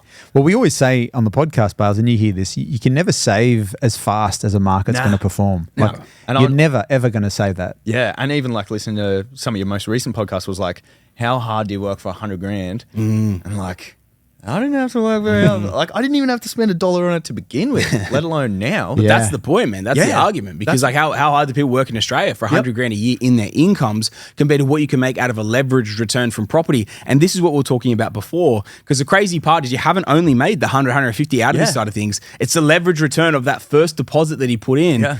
And that property kept growing during that time frame. And then he's bought the second that has also had significant growth, Yep. which has then allowed him to lean in and buy the third one as well. Yeah. Like, So it's just no crazy cash numbers. at all that you put in for that second No, deal. I didn't need to because of how big the equity release of the first one was. Yeah, it got straight into the second. Okay. That was so easy. Talk me through number 3. And did you val the second one at all to get into, like, where did you pull the deposit from to buy number 3? From 1 and 2. Okay, so you pulled a combined deposit from 2 of them. Yeah. Yeah. Well, I'll just go back because that one in regional Queensland's renting for $420 per week. So it's, Okay, sweet. It's Oh, actually really good yield too. yeah, Great. Yeah, dude, really good. Yeah, it started at $370 and then it was a couple months later put it up to $420 and it's been Perfect, man. sitting like that. Good tenants. Beautiful. Just awesome house. Beautiful. Yeah. Hey, sounds like you want to retire there. You love that house so I think much. it's just awesome. I reckon you might, eh? It's just I think you awesome. might. I just love like Get up how there, easy mate. that Get was. in there. 4x I of don't the know. local tab. Yeah. You know, probably have a gym there. Oh yeah, like There'd be a couple of gyms there. it'd be a bit like MF A couple Bundle. of Betty's 50. Oh, we better. Yeah. All right, so tell us, number 3. Number What three? 3 was 3x1 in regional Queensland again, off market for $342. Thank you, Jack. Again, Same market, Sammy boy? You tell me. Yes. Baz. Same market? How do you feel about buying in the same location again? no questions asked, Miller. But even Straight the in. fact that you're paying an extra $50,000 now, right? Different suburb, different. Okay. property, Good. though. That's what I was trying to it's get a at. little, it is a bit different. High set, yeah, it's a high set house. Yeah, this one it was a little bit scarier than all of them put together. I think Why is that? it just needed a bit more work. Do you remember your first high set, Jimmy? Yeah. Yeah. Yeah, it is. Yeah. Yeah. Did you say the same thing? What do you think? No, you should. Okay. Yeah, pretty much. Yeah, it was pretty much like that because it was like we were pushing real hard to get my third one. Like because I went on holidays and I definitely could have gone harder in the portfolio earlier. Yeah, yeah. I just could, especially with Perth. Yeah, I could have just kept pulling triggers quicker. I took a little bit of time off going to Japan. It was awesome though. Like it was once in a lifetime sort of trip. But I definitely could have gone harder. So we had to sort of make up ground in the end because we were really pushing to get 3 properties in 12 months. Yeah. For me, which was it's a massive achievement. Like, Huge milestone. who's doing that these days? Like not like Some friends in your circle of influence after you've pushed them to do They it. definitely are now. There you go. Yep, 100%. We're going to visit that in a sec. Yes, Keep we going. will. Yeah, that's a good one. But yeah, I remember the text from Sammy. I was at the gym. He texted me some emojis. Won't tell which ones. but yeah. There's some funny emojis. There's some funny ones. About yeah. a good deal incoming. Some love hearts? Yeah, some love hearts. Just pure hugs and kisses. But That was what I got back, not what I said. yeah, you don't want to know. But yeah, it's literally as soon as he sent that, I was like, sweet. And you said contracts incoming or something like incoming. And as soon as it came in, sign, boom, see ya. That was it. Yep. I obviously was a little bit more hesitant on this one because I saw some, like, once I signed and then saw some photos of it, I was like, oh. So give us the numbers. No, hang on. I want to dive into that for a second. Okay. What were you scared about? It's not the best nick, I don't think. It was pretty run down. The toilets were horrendous. Like, I'm talking horror movie sort of stuff. Like after you've had a big protein shake after the gym. Man, that's you. Mate, this sounds like a Sammy Gordon special. This kind of deal. It was, I thought Sammy just visited the house. Yeah, he It was talking about bad. the deal, you idiot. No, Oh, because sorry. I have not seen Sammy Gordon specials You don't in want terms to. of number Don't twos. Don't But go to Japan. with usually Sammy only buys those kind of properties that are Don't really... share a traditional Japanese room. yeah, if you're sleeping on the bed with Sam, don't do it. Bro, you and your story. I had to throw his suitcase at him pretty much to shut this guy up. Yeah, I still didn't wake up. Dead. Anyway, but yeah, that was for 342K off market. It's sitting at 370 per week rent. Okay. Sort of doing a little bit more strategy towards when to put up the rent and stuff because it needs a lick of paint over the whole house, Yeah. some work, and we don't want to. It just needs some basic maintenance, but and I Yeah. think it's the thing. It's the first building in Pest that Bale saw come through that was like a little bit hairy. You know what I mean? Like it's a little bit more run down. Needs a bit more work. We had a tighter budget because of this being the third deal in the time frame with the lender that we went with. We had a tighter budget, which I wanted to keep him in that market because that market's still surging, right? But it also left him at the bottom end of the barrel in terms of what we could sort of buy property-wise. And, man, it's still a great deal. I prefer high sets over low sets. Low sets a little bit more low maintenance, but high sets have a little bit of extra, like, purpose and use. And, like, you can typically rent them for a bit more as well because effectively an entire house of storage underneath as well. True. Yep. And you'd normally got a smaller house positioned properly on a bigger block. So I'm a fan, man. I like them from that side. But I think it was just, like, it was the first one he saw come through that, like, the building and Pest was just a bit hairy. There was just, like, quite a bit of maintenance in it. It looked a bit more dilapidated, Bigger run buffer. down. Yeah, but he had tenants in there as well. So it was just, like, one of these things that's just, like, it was just your standard sort of old school rental property has been a bit beat up, not looked after. Yeah, man, but obviously priced and bought accordingly from that side, knowing that we were going to do some works to it as well. How much coaching did you need from the team to get you over the line because of the state of that property?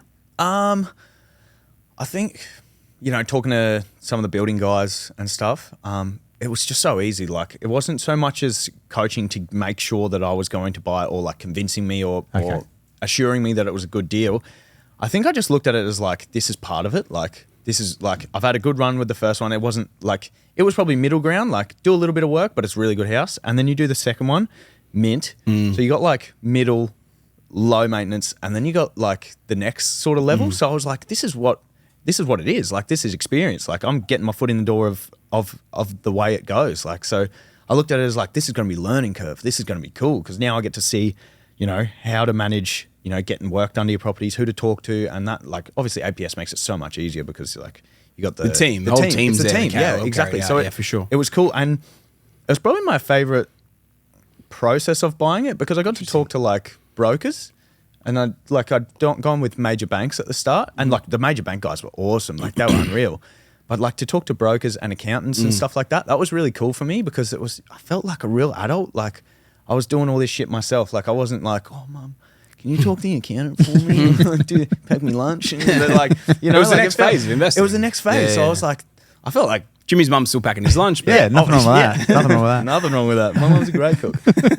And actually- yeah, she's really good. Yeah, Shows a shout out. Shout out to Shell. Oh, yeah. Dinner at Cook yours, me a Mum. meal in a while. But yeah, well, great. Now I'm thinking of that lasagna. A little bit more you had to work through, go through all the rest of it. I liked and the process because it felt like I was on the right track, you know, like if you're hitting all these speed bumps and it's going to shit and nothing's working, then I sort of feel like, oh, maybe you're doing something wrong. But like this was easy, like real good broker, real good accountant.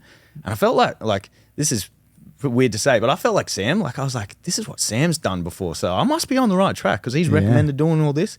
So yeah, I was just like, this is cool, man. So yeah, I actually really enjoyed it. It was stressful, but like sort of gave me even more motivation to do more. Like it got me more keen because I was like, this is sick. I feel like I'm really on the right track. I'm doing all this stuff. So yeah, it was all coming together. So yeah, it's like that muscle we're talking about. Yeah. You're taking on bigger projects, taking on bigger things. Yeah. And this is exactly why, Sammy, at APS, we don't put clients on their first deal into something like that. 100%. You know, and some buyers agents will, right? But, you know, your progression was perfect. You did a deal, stretching a little bit. Man, on that, like I think the only thing to throw into the mix is the fact of like his budget predicated what we had to go out there and source. Yeah. You know, so Correct. like, man, sometimes people do only have a budget of $342,000 plus maybe a little bit of a reno budget to buy their first deal. There's not that many locations or options or opportunities for that anymore. So, but it's like it's I guess walking them through it and helping them through it from that perspective as well. And if it was the first timer coming through, whilst it's not the ideal deal, like we'd loved instead to do the 295 one, you know, but those at that money were gone at that time.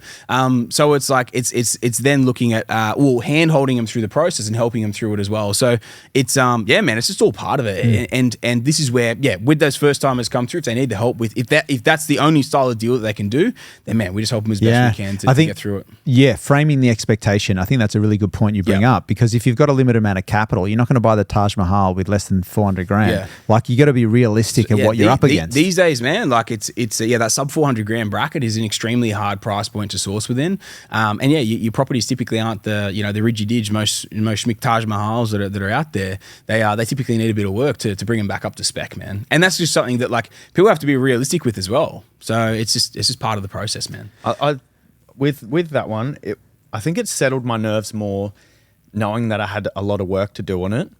That there was so much equity there from the first release plus the second release of the first property plus the... So how much work do you think are required on this thing? Because like 20 grand. Okay. Yeah. So it's not that much, man, really. Nah, but it's more than I'd sort of ever experienced. You spent it on the first one? Yeah, I don't know. This just felt bigger, like, and it just looked worse. Yeah, I think it looked worse. And that's the thing, man. Like the weatherboards and the fibros, people can get put off by it. It was more visual for me, like, and seeing like the brown toilets and like the scuffed walls. That. Yeah, you're right, Sammy. You'll pay me back.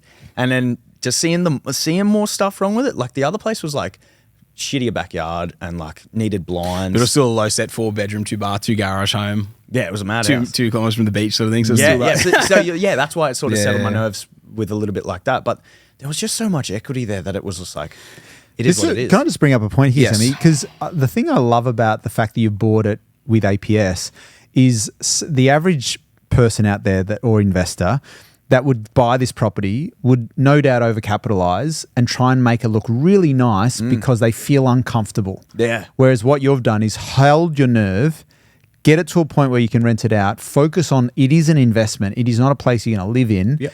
And then make a calculated move as to when you actually execute the work. Yep. That is a really important point. Because no use throwing 20, 30, 40 grand and not get an average return, right? Yeah. And the stage at which you execute that renovation will be important, and I'm sure the team will guide you to do that.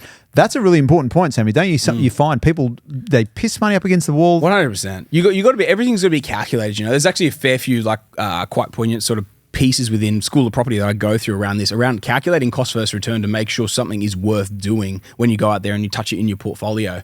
And yeah, man, I couldn't agree more. Couldn't stress it more. You have to understand what something's going to be worth at the end, how much you're going to spend on it, and then is it actually worth the outlay? You know, to go through with that as well. And is a property worth buying at that money and then add the outlay to then be worth what at the back end? So, yeah, man, we see it happen so often with people buying renovators and they underestimate the cost of the renovation. And then by the time they finish it, they could have bought a renovator for the same money or less as what they've just gone and spent on that property themselves. So it's, yeah, man, we see it all too often. But something I want to just finish off with that as well, man. Like, what do you think? What's the value? So you're spending all in circa 360K on that one. Yeah, it's about 420 to 430. Okay, sweet. Yeah, and that started what, 3 months ago? Yeah. I literally bought it in start of June. Okay. So yeah, it hasn't been that long, and I get a bit like itchy. I'm just like, oh should get a value on it. But I literally haven't even done the work yet to it. So it's just getting rented at now for $370, but we're being a little bit more strategic with sort of doing the works and just waiting it out to sort of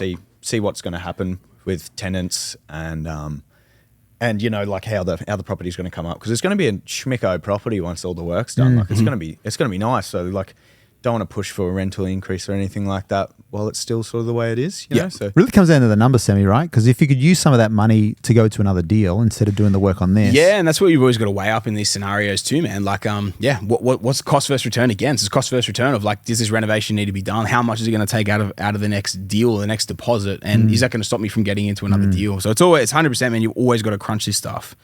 So is there anything else, Sammy, that you've got? Man, not really. Like within the portfolio stuff, I've got some really cool key takeaways I've kind of taken from it, man. Like what I think is ridiculous, and what I actually would love to know your opinion on this, right? When you sold the ute, okay? You sold the ute, you got 46 grand for it. Yeah. How much money did you put into it? into the ute? Into the portfolio, the 46 grand, plus how much do you reckon you've put in since then? Other than that 46 grand. I'd say, I think I saved up about 12 grand at the start. Okay. Yeah. Maybe a little bit more for like the buffer and stuff like that. Yep. So maybe 20. Okay. Maybe 20 grand. So we'll call it, okay, so you said, well, 12 grand takes it to 58, call it 20. We're talking like 60 to 65,000 in, right? All in. How much else do you think you've tipped in through the whole period? I just transfer as much money from my payslip as possible into my offset account. It just sits in the offset. Yeah, it just sits in the offset sort of thing. Yeah. And I just, but each deal, each deposit has come from equity. Yeah. The whole thing could be equity. Even if I didn't put any money at all, it would all be equity. Okay. So at 25, all in, you're at 1.1 mil, right?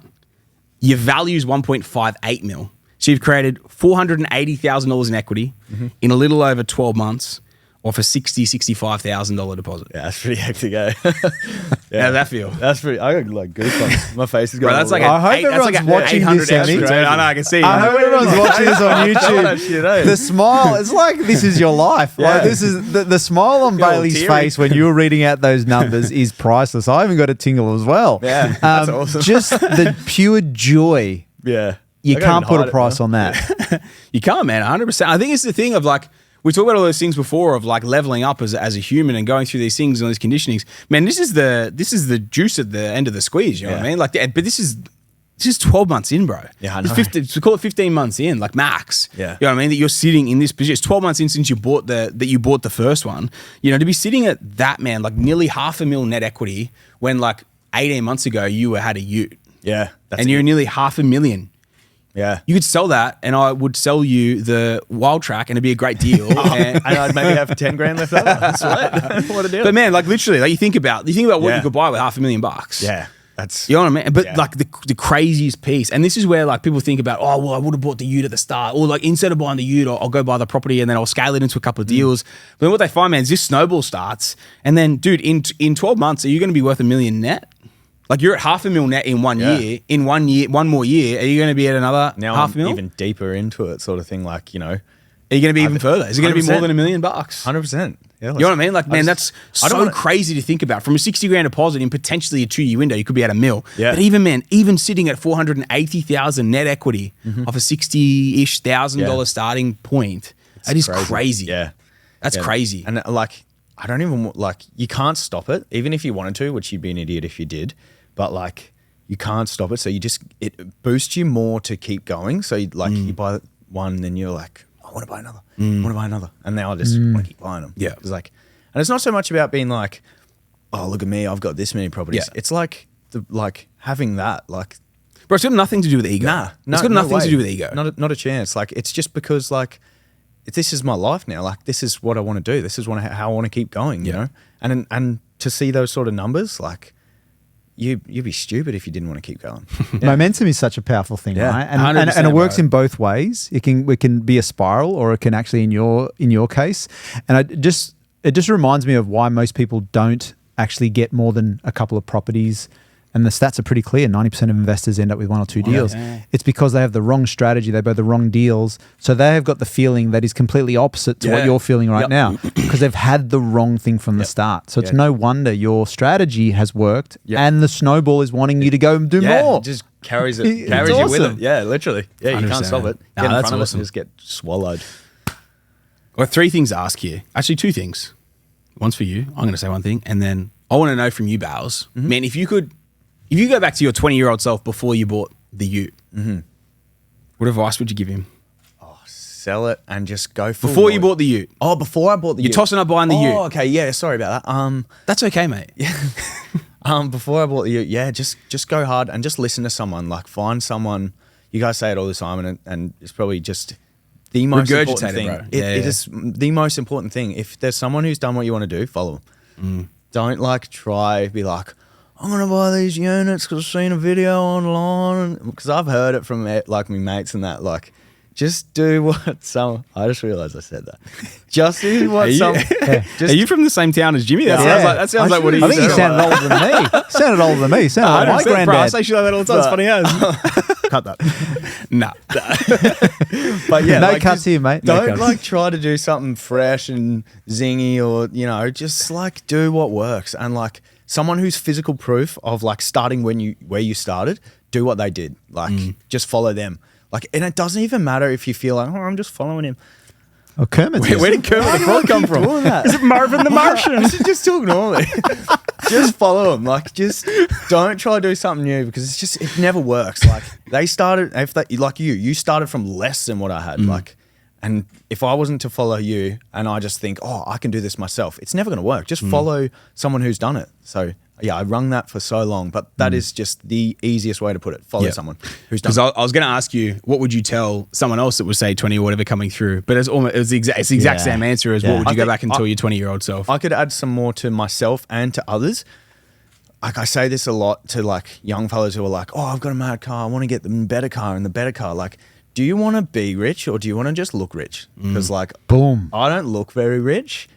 I'm not rich yet, but like, I have some stuff that not many 25-year-olds can say. And that's not bragging. That's just saying it to like whoever's listening at my age, that this is possible and that you can do it. You just have to eat shit for a bit. Like, just eat shit. Like, who cares what everyone is looking at you and saying, oh, look at his shitbox car, or he doesn't have the freshest clothes, or he's not going out with the boys, or whatever. Just eat shit for a bit, and I promise it'll be worth it. Because like 12 months later, it's worth it for me. So, is it fair to say, Sammy? Bales is 25, but even if someone is in 35 or 45 or 55, the same thing is possible. It's completely irrelevant, man. Because like, if someone if anything, like they should be like embracing this more than or as much, if not more than a 25-year-old. So I just don't want them to make excuses in their own mind. Oh, he's only 25. He can afford to do that. No, he can. Yeah, it's just like no one's got an excuse. You know what I mean, everyone's got enough time. Like, okay, even if you got to say, let's say 65, right? And you had never done anything, bro, what is the alternative? 45, 55, 65, I don't care what it is, 85, you're a little bit past that, but like, what's the alternative? Still working. I know. At 87. Yeah. No, but in all seriousness, right? In all seriousness, what is the alternative? It doesn't matter what age you are. Whether you're 20, 25, 35, 40, literally, it does not matter. 60. What is the alternative? Because if you don't have anything else, you're going to be ending up on the pension. And the pension is $24,000 a year for an individual. It's $42,000 a year for a couple. It is life support until you die. That is all it is. It is keeping you alive, the bare minimum the government needs to do to keep you alive until you die, because they got to kind of take care of you because you pay taxes your whole life. What is the alternative? If you hook in and dig into this thing, like we've seen what Bales has done in that sort of time frame, and I've got people that have done that in their 60s. I've had people do it in their 20, 30, 40, 50, 60s, literally at all ages. It does not matter where you're coming from, what you're doing, all these sorts of things. It does not matter where you're starting from, what age you are. What you really have to ask is, what is the alternative? Because if the alternative is, I don't know, nothing, but then I'm not risking anything, what the fuck are you risking anyway? You know what I mean? If you don't have anything and you're that age, what are you risking anyway? What you're risking is a time frame of another 5-10 years elapsing and having done nothing compared to completely changing where you could be sitting in that 10-year window. It's a bigger risk to do nothing. Man, 10 years in property, retire anyone. I literally could retire anyone in 10 years from property. No questions. Doesn't matter how they're starting? No. You come to me and you got some level of borrowing capacity and some level of deposit to start with, obviously. If you had those two things, I can retire anyone in 10 years. It's just knowing the game, doing the simple things, staying the course. Will you eat shit for 10 years if you're a super low income earner and you've got a super low deposit? Will you do whatever it takes for 10 years to get there? Because that's what it all comes down to. I had no right to create what I did. You realistically had almost no right to create what you did. Yeah. Really? 100%. If you were any other like 25-year-old out there in Australia who's just fucking pissing his money away doing whatever, you have no right to do it. You're doing that. But you take ownership and you have all the right in the world to achieve anything that you want to achieve and to do anything you want to do. So those people are like, it's too late, or he's all good, he's 25. Fucking what a load of shit. You've been telling yourself that for the last 20, 30, 40 years. How many cycles have missed you because you've been telling yourself that the whole time? Yeah. Or property never boom again. Come on. It's a load of shit. Everyone needs to pull the finger out of the ass that is making that excuse and just go ham, because it's possible for anyone to do it. Mate, that's super Living powerful proof of stuff, Sammy. I've got a question for you, Bales, because you clearly were inspired by Morgs and Sam and your mum. Now in this position, who have you or how have you inspired those people around you? Oh, Here we I go. could go for days. Here we go. Tell me, give us. Like my one of my best mates, Kyle. We was like, he's one of the ones with the ute story, you know, like sitting there being like, oh, we got utes sitting there. He used to be worse, and he used to say like, oh, we'll never make anything. Like, we may as well just keep suffering in this. But then like he saw me get my first one. I showed him the proof. He was like, oh, that's awesome. Sold his ute. Straight away. Sold his ute. And he was like, I'll do what you do. Went to Sam straight away, bought his first one. Not long after that, bought his second.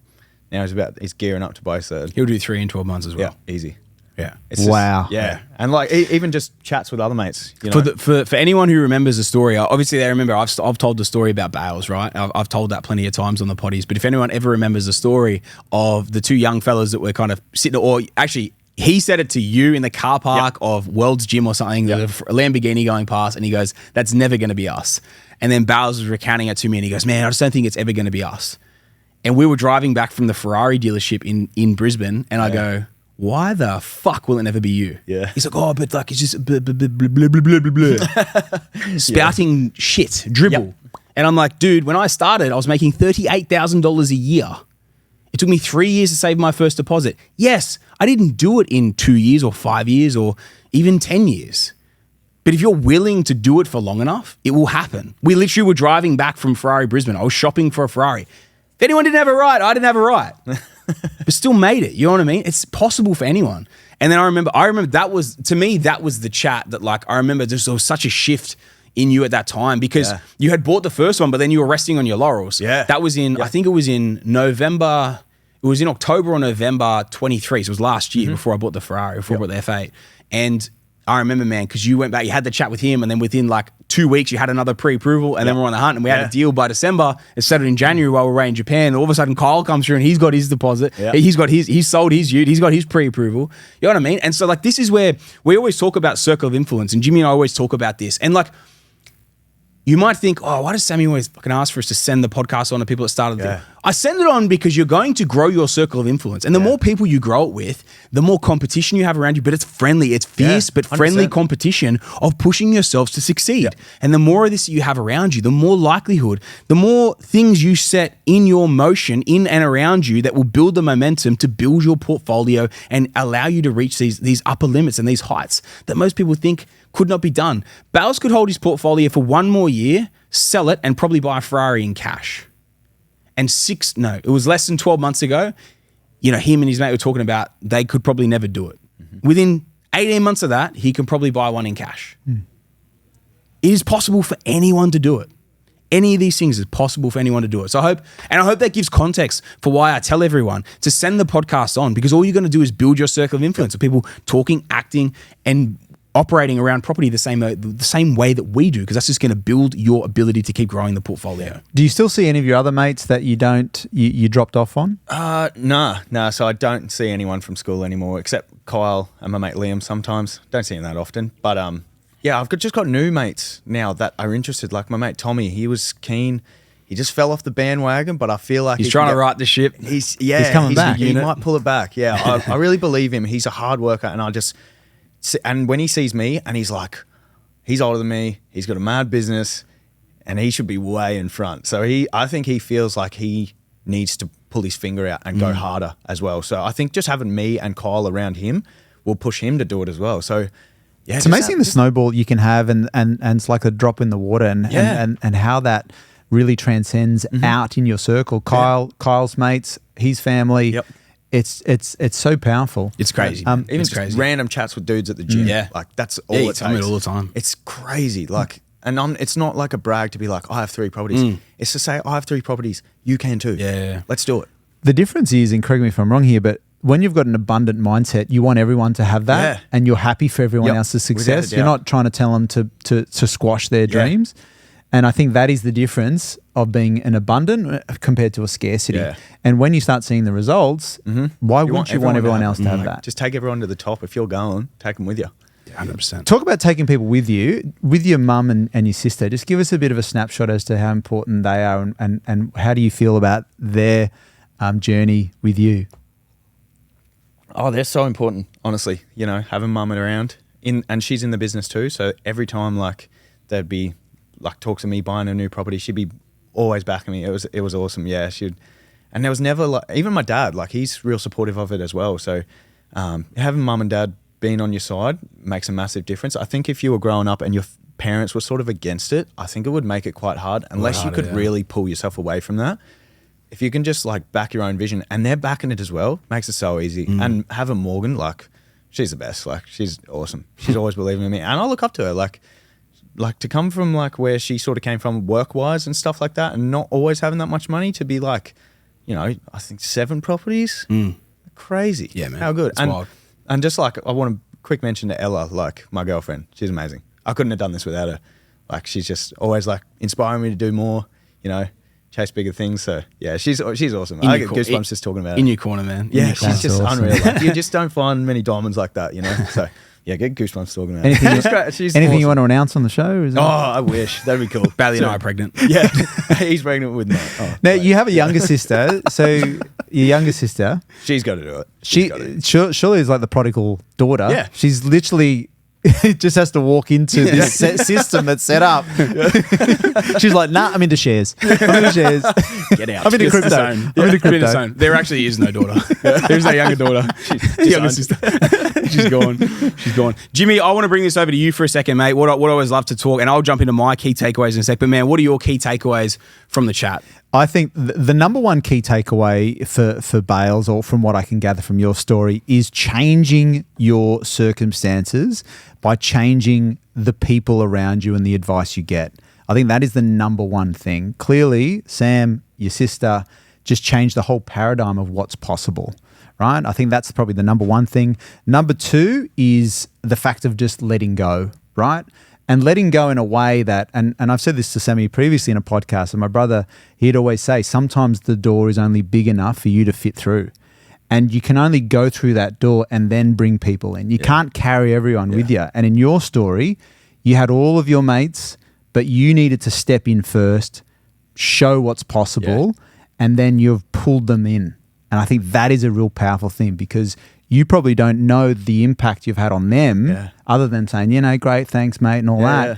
And I say the same thing to Sam, the impact that he's had on my life. He's changed my life, right? So the fact that this snowball effect of helping people is incredible. And then the last thing is just having a bigger vision, right? When the Lambo story, we've all had that about thinking it's just not meant to be me. But all you need to have is that bit of hope that it can be, it is possible. Yeah. You don't need to have it all figured out just yet. But if you think it is possible, then the universe will conspire in a way that you put yourself in the right positions. And like, for me, I always had a greater vision of what I could do. I just never had the formula to do it. And I would just get so frustrated. And then you can only connect the dots looking back. And I think back of all the shit, and I ran around trying to chase all these different things, and eventually led me to the path that I actually should have been on. And it's just taken me a bit longer. Yeah. But we've all got our own journey. So thanks for sharing your story, mate. Thank you. I'm super inspired by it. Yeah. No, I think it's awesome, man. I think it's awesome. To throw in my couple of things, our great takeaways there as well, Jimmy. Mate, my key takeaways from this one as well, buddy, is, man, circle of influence. There's a couple of different things about this, but because like a circle of influence of you being like positively impacted as well by like what was around you and allowing that to impact you in the correct way. But I think probably the biggest takeaway from me on that side is also you trying to positively impact those around you as well. And even challenging people, man. Like it was one of the key things that I know is like people will say something to you, you don't just go, oh, yeah, okay, no worries, man, all good. Like you will challenge people on that front, man. And I think it's really powerful. Not many people will. Most people kind of like hide away in their little bubble and they don't want to challenge. They don't want to go across the norm, against the norm. And And I think it's one of the things, man, where people and circles kind of get left in that layer that's down here because they don't sort of band together and go to that next level. And you'd be surprised how many people are actually open and interested in it as well. But then if you have a win, like look at Bales and then on to Kyle, like as soon as he had the win, bang, Kyle sold to you, then went aboard. Like, you know what I mean? Like, and then banking the wins as a unit, man. Like, it's game change. It's you're literally gonna like change your entire lives and your futures and everything. You know what I mean? It's like it's such a crazy position that both you and he are gonna be in time, and who knows who else you positively impact from that as well. Man, I think one of the other big things was understanding, or even understanding of just like having a mentor to follow and then just following them. You know what I mean? Like not trying to do your own thing, not just going like, oh, well, they're successful in the investing route, but no, you know what? I know better and I'm going to go buy my own house or something like that. Man, so many people fall into that trap and they don't follow. They might have someone that could be there to guide them, and they either, you know, whether it's something that they have to pay for, or whether it's something that someone that they can trust and speak to or whatever, but they don't follow it. They try and run their own race or cut their Well, they think they know better. Yeah, they try and cut their own path, man. Like, don't reinvent the wheel, dude. The wheel's already been made. Success isn't as hard as people think at it. Once you get to the point that you can start, you just have to do the right things. And I think finding the right mentor, working correctly with the right mentor, and then trusting the mentor, man, has just shown in in the growth you've had so far as well. Man, embracing the process and the stress, particularly number 3. Yep. If we look at that, and then if you actually dial it back after we kind of ran through them, and I'm like, well, hang on a sec. It was literally the same amount of works as property 1, but property 1 didn't scare you because it looked pretty. Yeah. Let's be dead honest. It was the same dollar exchange, but the older one, which, man, you're up 70, 80 grand in 3-4 months, or whatever it is post settlement. You know what I mean? So it's still a great performer. But you kind of embrace, even though you got a bit sketched out by it, you still embraced it, man. You embrace the stress, you embrace the process. And now you're formulating the solution for it, man. And that's what it's all about, you know. And man, this is so much where success is taking on the shit that other people won't to get the result that other people also will never get. So man, I think that's great. And man, one of the last things I want to finish off with, and I don't want you to go into a huge spiel about it, but you've been working through School of Property so much lately, and you keep calling me these things and blowing up my phone with texts. I wanted to ask you as well. I wasn't sure if you're going to go into it, but you've been watching it heaps lately. Yep. You're speaking to Ella about how much you love her before, and the fact that, mate, she texts me and she goes, "Can you disconnect his access?" Because he keeps watching it every morning, every night. I just want to sleep, Sam. Cut his access off. Yeah, it is so good. Like, it is worth every penny. It does not matter what stage you're at. If you're a beginner, I don't know what sort of advanced guys wouldn't take something from that. It's magic. Like, yeah, I tell everyone about it. I said, if you want to know something about property, that's it. Like, you could even just skip this podcast altogether. Like, just go do School of Property. Like, that's it. Don't do that. We don't lose listeners. Yeah, true. Yeah, well, I'm just saying that's how good it is. Like, it is everything. Like, there's nothing missed. It's like, literally the whole way through, man. It From is the absolute basics to then the top. Yep. Man. It's the whole way through. Yeah, you can't put a price on it. Like, I know there is a price on it, but you cannot put it on it. Like, it is, like, you don't have to make any mistakes now. Like, you can like troubleshoot all of the mistakes you're going to make before you make them. Yeah. So yeah, but just reiterates the point you said. You're following someone that's already done it. I mean, why would you try and reinvent the wheel? 100%, bro. Investing, you don't get rewarded for being fresh and revolutionary. Yeah. You get rewarded by following something that works. I mean, at school, you're not allowed to copy. Yeah. In real life, the better you copy, the more you win. Yeah, the better you are. So what are you trying to do? 100%. I'm with you, buddy. I'm with you. Mate, I think it's an absolutely inspiring journey. Can I just ask you one question, Sammy? Just last question, because, and I don't want to, we're not going to end on this, but I just want to, for the skeptics out there, because they're listening to this and they're thinking, well, Bailey is Morgan's brother and Morgan is Sam's partner. It's a no-brainer that Bailey's going to get great deals. But for the average person out there, are they really getting the same kind of results? I just want you to address that. Yeah, man, and you know what, dude? It's a great point. I think that probably the most simple thing to sort of throw into it is like, I like Kyle, man. I get along with Kyle. He's obviously like one of Bailey's best mates, but in reality, man, like Kyle and I aren't close. You know, I'd call him a mate, but he's not like a dude that I would. You know, he's not like he's my brother or something like that. He's a dude. He's a friend of a friend. Exactly, but like a client, you always want to look after every client.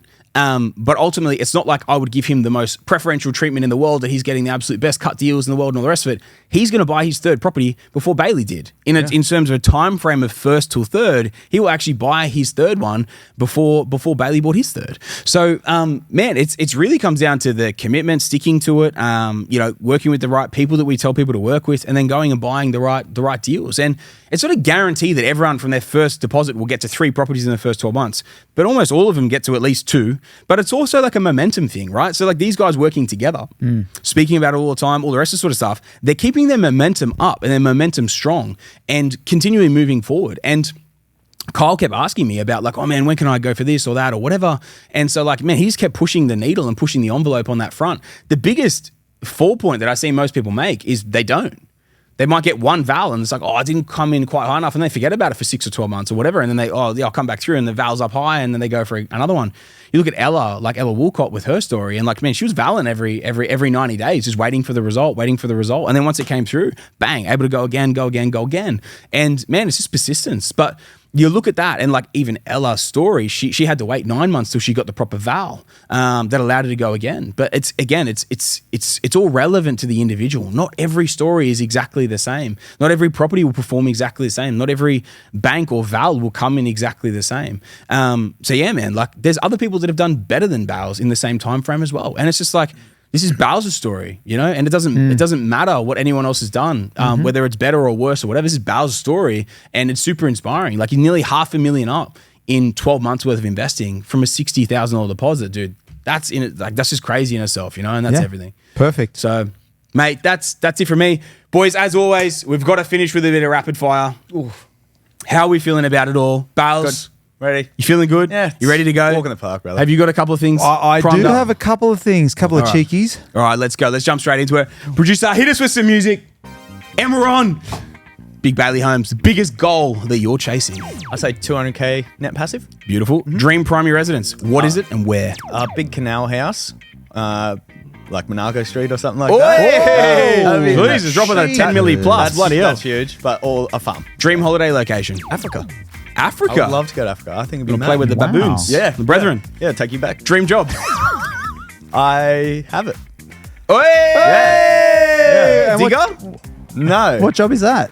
I work for APS. Hey! Latest associate, mate. Latest associate. A week in the job. How? Yes. A week or just half a week? Couple of days. Oh my god. Couple of days in the gig. Fourth day. Started on Monday. Today's Associate Thursday. BA. Yeah. Beats the There we digger. go. Oh, a million times over. I can't even describe it. Yeah, it's unreal. I love it, man. I love it. That's Thank- awesome, brother. thank you so much, bro. That's what, mate. I love it, brother.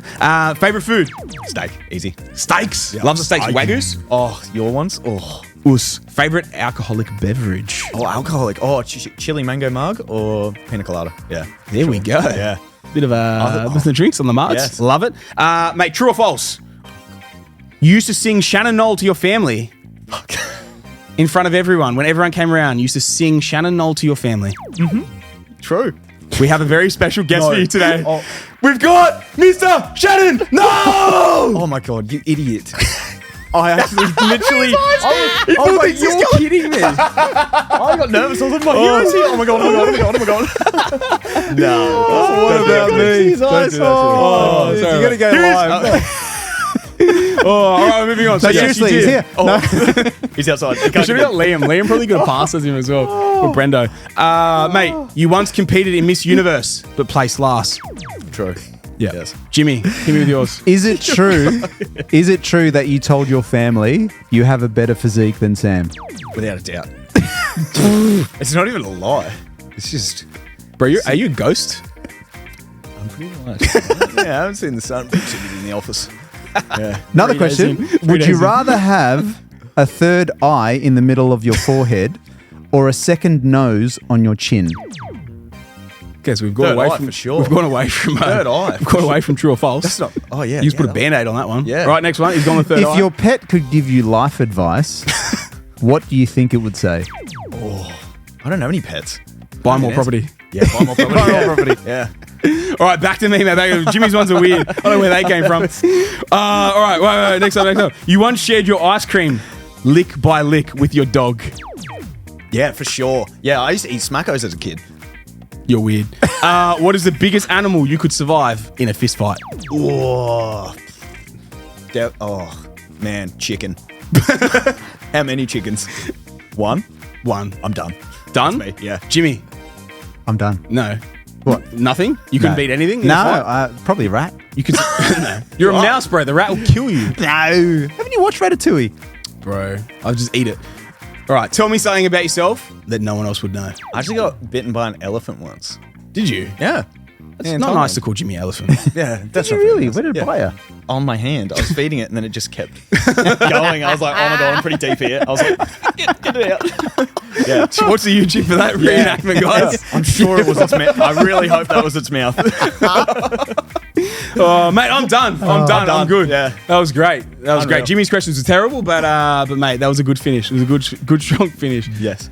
Bales, mate, it's been an absolute pleasure. Thank you so Your much. journey so far has been absolutely crazy, man. Yeah. I'm so keen to check back in 12, 18 months, see how you go. I probably won't speak to you until then, but, mate, I'm super keen to check in definitely not. in that time frame. Jimmy, any final words, mate? Mate, well done. Congratulations. Keep up the momentum. Can't wait to see what the next year and multiple years delivers. 100%. Bales, any final words of wisdom, mate? Anything you want to sign off with? No, not really. I'm just glad everyone got to listen to my story. Just hope it gets to a lot of young fellas and young girls even, or anyone really. Yeah, just take the leap. Like, just do it. Like, simple as that. Yeah. Yeah, it's mad. Like, you can tell. I love this. I love it. It's man. cool. I love it. It's Well mad. done, dude. Well done. Absolute pleasure having you in here, man, and you, absolutely well done, buddy. It's been a crazy result, crazy journey. So well done, Jimmy. Thanks as always for joining us. Thanks for having me, Sammy, on this. I know. The second. What an event. Second and last. What an event, mate. Last one Never ever. again. Never again, you dirty dog. Listeners, thank you for tuning in. Once again, I hope you took some great value out of that episode. If you did, please make sure you send it on to someone else you think could also take great value. Specifically, if you're in that younger generation of men, women, whatever it is you think it can't be done, send this story on. It 100% can be. If Bailey can do it, anyone literally can do it. Bals, I love ya. Listeners, if you haven't left us a 5-star review yet and you're loving the show, make sure you jump on, you leave us a 5-star on your favorite listening platform. And if you haven't hit the follow or subscribe button, please also make sure you jump on and likewise hit the follow or subscribe button. And until next week, guys, that's another Scouting Australia podcast.